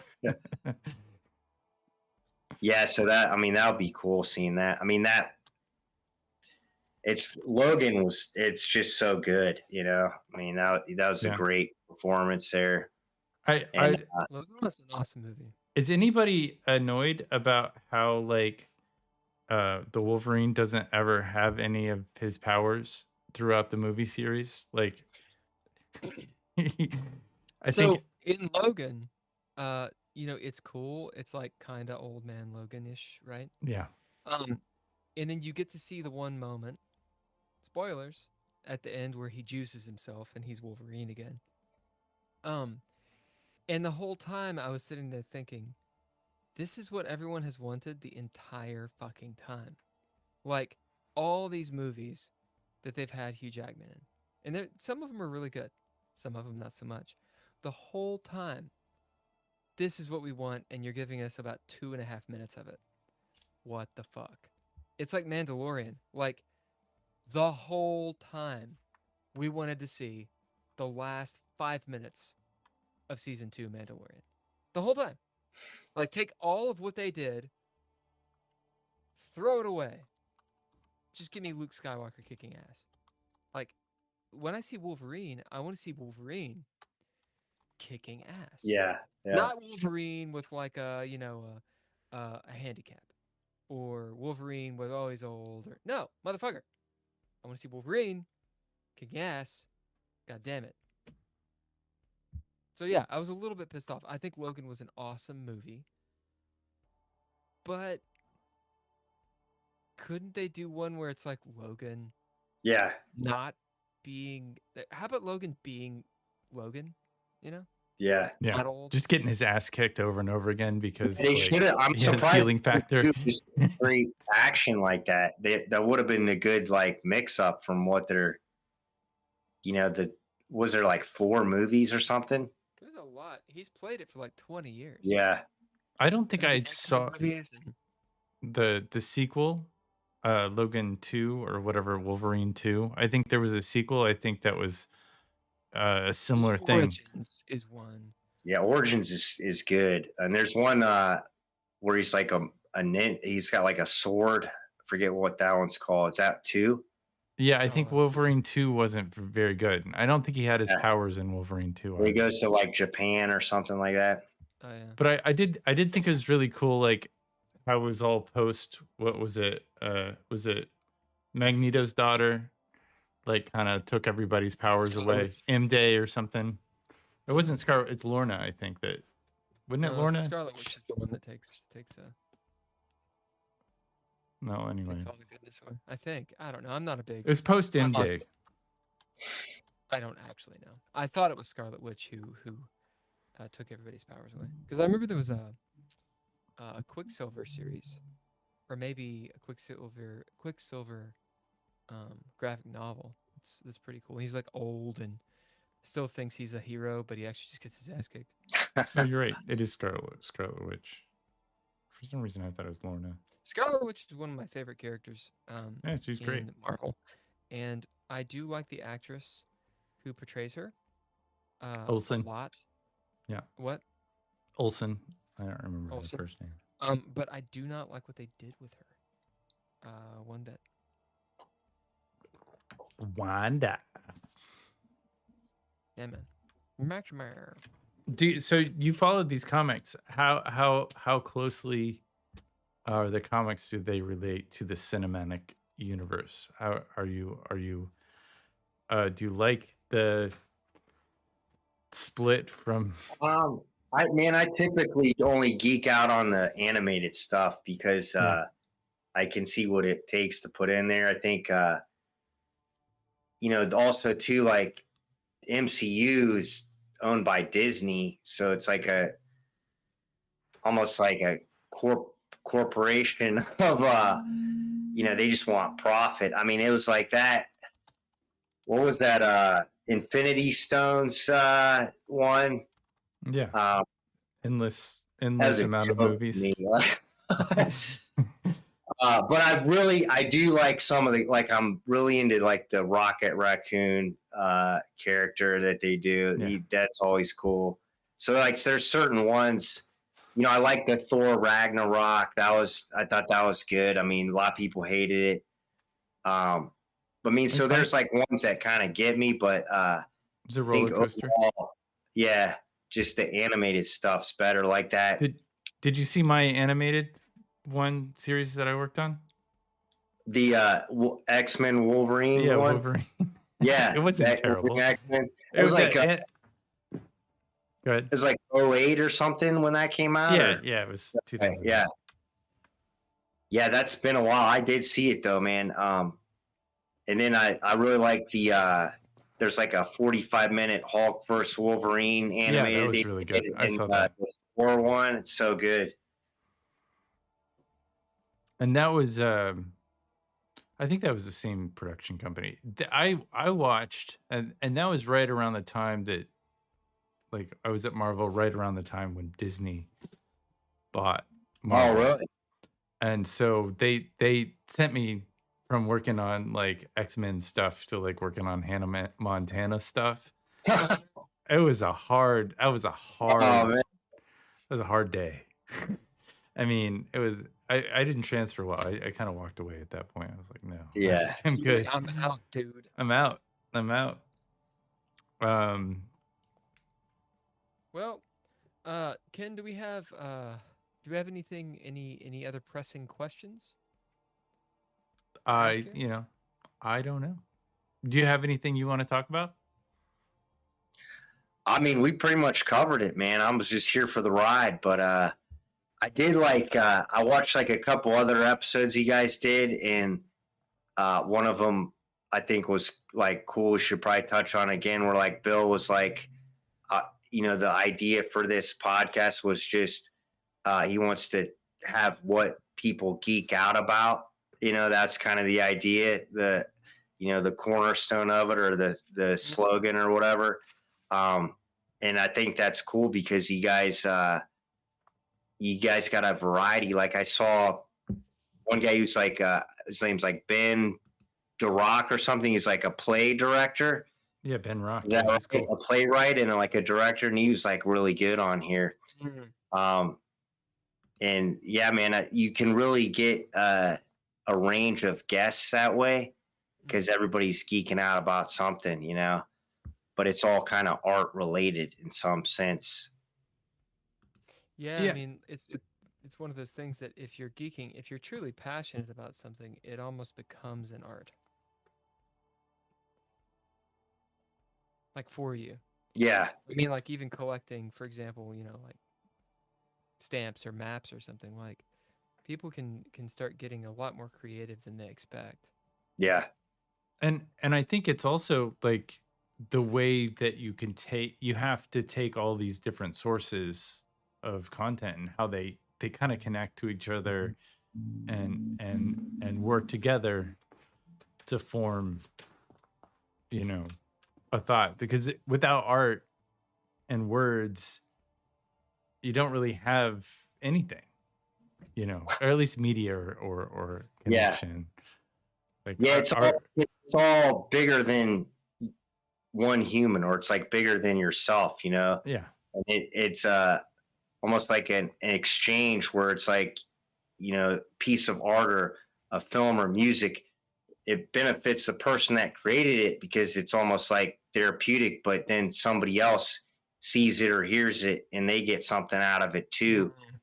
So I mean, that's the main difference between like, human artists and AI, because there's no, like, somebody might feel something off AI art, but the creator, they're just a robot. Like, Right. there's no mutual like symbiotic thing going on, but yeah, it's, that's almost why as humans we got to keep doing it. We can't just be taken over by AI. You got to keep producing, whether you feel overwhelmed or not, because that's what it's really about, is the connection. Yeah, definitely. And I think that's one of the reasons why cons are so populated. Yeah. People are connecting over this content, and it's like, maybe it's a little bit of escapism, but it's also, there are all these themes and different things that pull us in, that we want to either be ourselves or that we connect with in an emotional way. Yeah, absolutely, brother.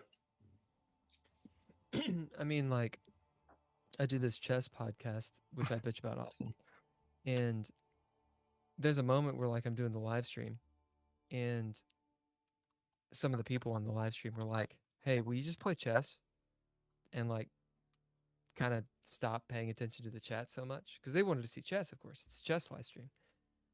And I was like, "Go fuck yourself." Because I was like, I'm not doing this just to play chess. And honestly, I play chess better when I'm not fucking talking to you. Like when I'm like paying attention to the chat, I'm like, Yeah. whatever, making my hilarious jokes. Like if you're just there to win and shit, then yeah, play. Why are you live streaming in the first place? Like I'm here to talk to people. I'm here to meet people. Oh, it's like a community gathering. Yeah. Like that's the whole fucking Yeah. point. Like otherwise, what are you doing? Yeah. And I get it. I mean, like, I get on the I want to make money train. But god damn, if there's one thing, if there's a time machine, and in the future, I were to get in it, one thing that I would love to go and do, you gotta go back and talk to yourself, right? I would like to come back and be like, the worst part about, we'll call it getting older, is the fight between oneself and oneself. And this fight is everything becomes making money. It's like a fucking singularity. It's like a black hole where everything you do, from getting up to taking a shit, is about making money. Money. You feel guilty if you don't. Everything. And I wish that I could tell myself this, slap myself a little bit, and be like, learn to make money, bitch. I don't know. Whatever it is that I need to do. As an older person, as I've gotten older, I'm not an older person. As I've gotten older, that is something I've really fought against. A lot of mental distress against that. And I'm being overly dramatic. I am an actor. Oh, nice. Bad news it's for this you, Bill. idea- As of 2022, the median age of the USA is 38.5 years old. Why do you think that is, Ken? Because I looked it up on Google. No, it's not.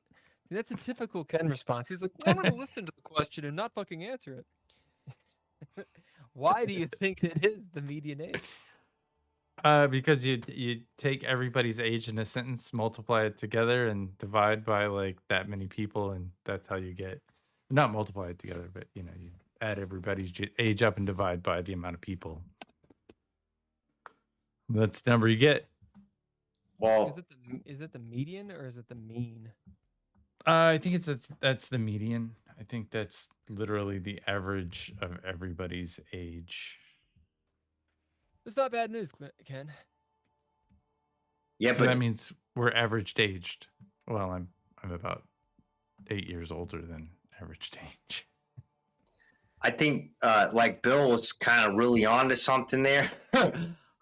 Where it's an interesting thought because you're so programmed by society to have to make money every second of the day, and America's so expensive and keeps getting worse that it's like you gotta remind yourself to relax and find something to enjoy, that, or at least take a time from thinking like that. Does that make money? Does that make Yeah. money, though? Relaxing? Yeah, I'm no, but like that's the thing. It's like you have to, or it could be anything. It could be like sunbathing on a beach or whatever you find that takes you out of that you can enjoy. But it's like you're right, and I think it's like even worse now thinking like that because everybody's just rubbing their pennies together, and it's like scarcity mindset all over the place. The mindset's even worse. Like you have to even make more money now than ever to survive. And it's just an interesting point, that's all I was saying before you kind of got off topic. I get off topic. It's a spiritual gift. Yeah. Yeah. Well, Ken pulled you. No, I pulled you off topic. That was my It's kind of my It's just 50%. superpower. If I have a superpower, it's to just. Oh, you're talking about something. I'm gonna take you over here. Yeah. It's a good point, man. It's like you know, because that's really not why we're here, to just No. make money. You know, there's got to be some other. Money is completely and utterly bullshit. I say that with the angst of a 12-year-old, but truth, like everything I've found that is worth something, the worth is not equated to dollar cents. Like of anything that matters, that makes you feel good. I mean, money can make you feel good, but I don't know. I see people that are good at making money, and I don't. This is gonna sound stupid. I don't want to be like them. Like the way they think, I don't like the way they think. I don't want to think that way. I don't think that way. Like it's constant enterprising, and I'm gonna get on a soapbox. I'm gonna go ahead and slide off that soapbox really quick. We need to make money for society to work, but god damn, we love being miserable. Yeah. I mean, clearly we do, right? Like society clearly, that's the goal, is misery. I agree. It's like I'm being sarcastic, of course, but oh well, it's like oppressively miserable. I mean, you're saying right, because right now they're influxing that like scarcity mindset, survival mode that they want it, then that keeps you down. That keeps you on a lower vibration. So like, you know, and worrying about money and thinking about all the time, you have to be in almost like a relaxed state to attract money. So it against you, you know what I mean? Yeah. But yeah, it's a good point, man. I mean, I haven't really heard it put like that before. You know, you're like having like a little confession moment there. It was deep, but if we had money, we'd have more than 15 minutes. Yeah. Speaking of, we need a little bit of money to do this Zoom call / Yeah, I feel like we have a Patreon goal. Anyway, let's end this on an upper note. Sure. Usually we ask the guest if they have like an aphorism or a joke or a riddle or a motto or something that is on their mind. Doesn't have to be something positive. So yeah, we're gonna give you the last word on this. Oh man. Well, you know, I do have a sense of humor, but I'm not like the go-to joke guy. Yeah, I don't really have anything like that. I mean, I feel like, you know, the only thing people should be concentrating on is becoming the better version of themselves, you know? Like you're not in competition with anyone other than yourself. So if you can look back on your life and see improvement in some area where you've progressed, then you're winning. And if you keep it like that, stay in your lane, you know, it's not really too possible to, you know, for somebody else to bring you down. But when you start comparing yourself to other people and everything like that, then that's going to create issues, you know. And jealousy is definitely a wasted emotion. So you don't even want to be dabbling there, you know. Just try to concentrate on your goals and how you can progress to get there, and compare your current self with your past self, and hopefully it's a better version and you can feel good about things, you know. I dig that. I think that's perfect. Can you? God bless you guys. Yeah, I got it. Thank you, Jason, Thank you. for being a part of the Geeky Gamer podcast this week. You rocked. I really dug your art. Jason Sidwell, you can find his work across social media If you look him up, J Sidwell with 2 L's, 0. I guess we're Instagram, Twitter, DeviantArt, YouTube maybe. Check out. I'm sure there's going to be some really amazing things to come.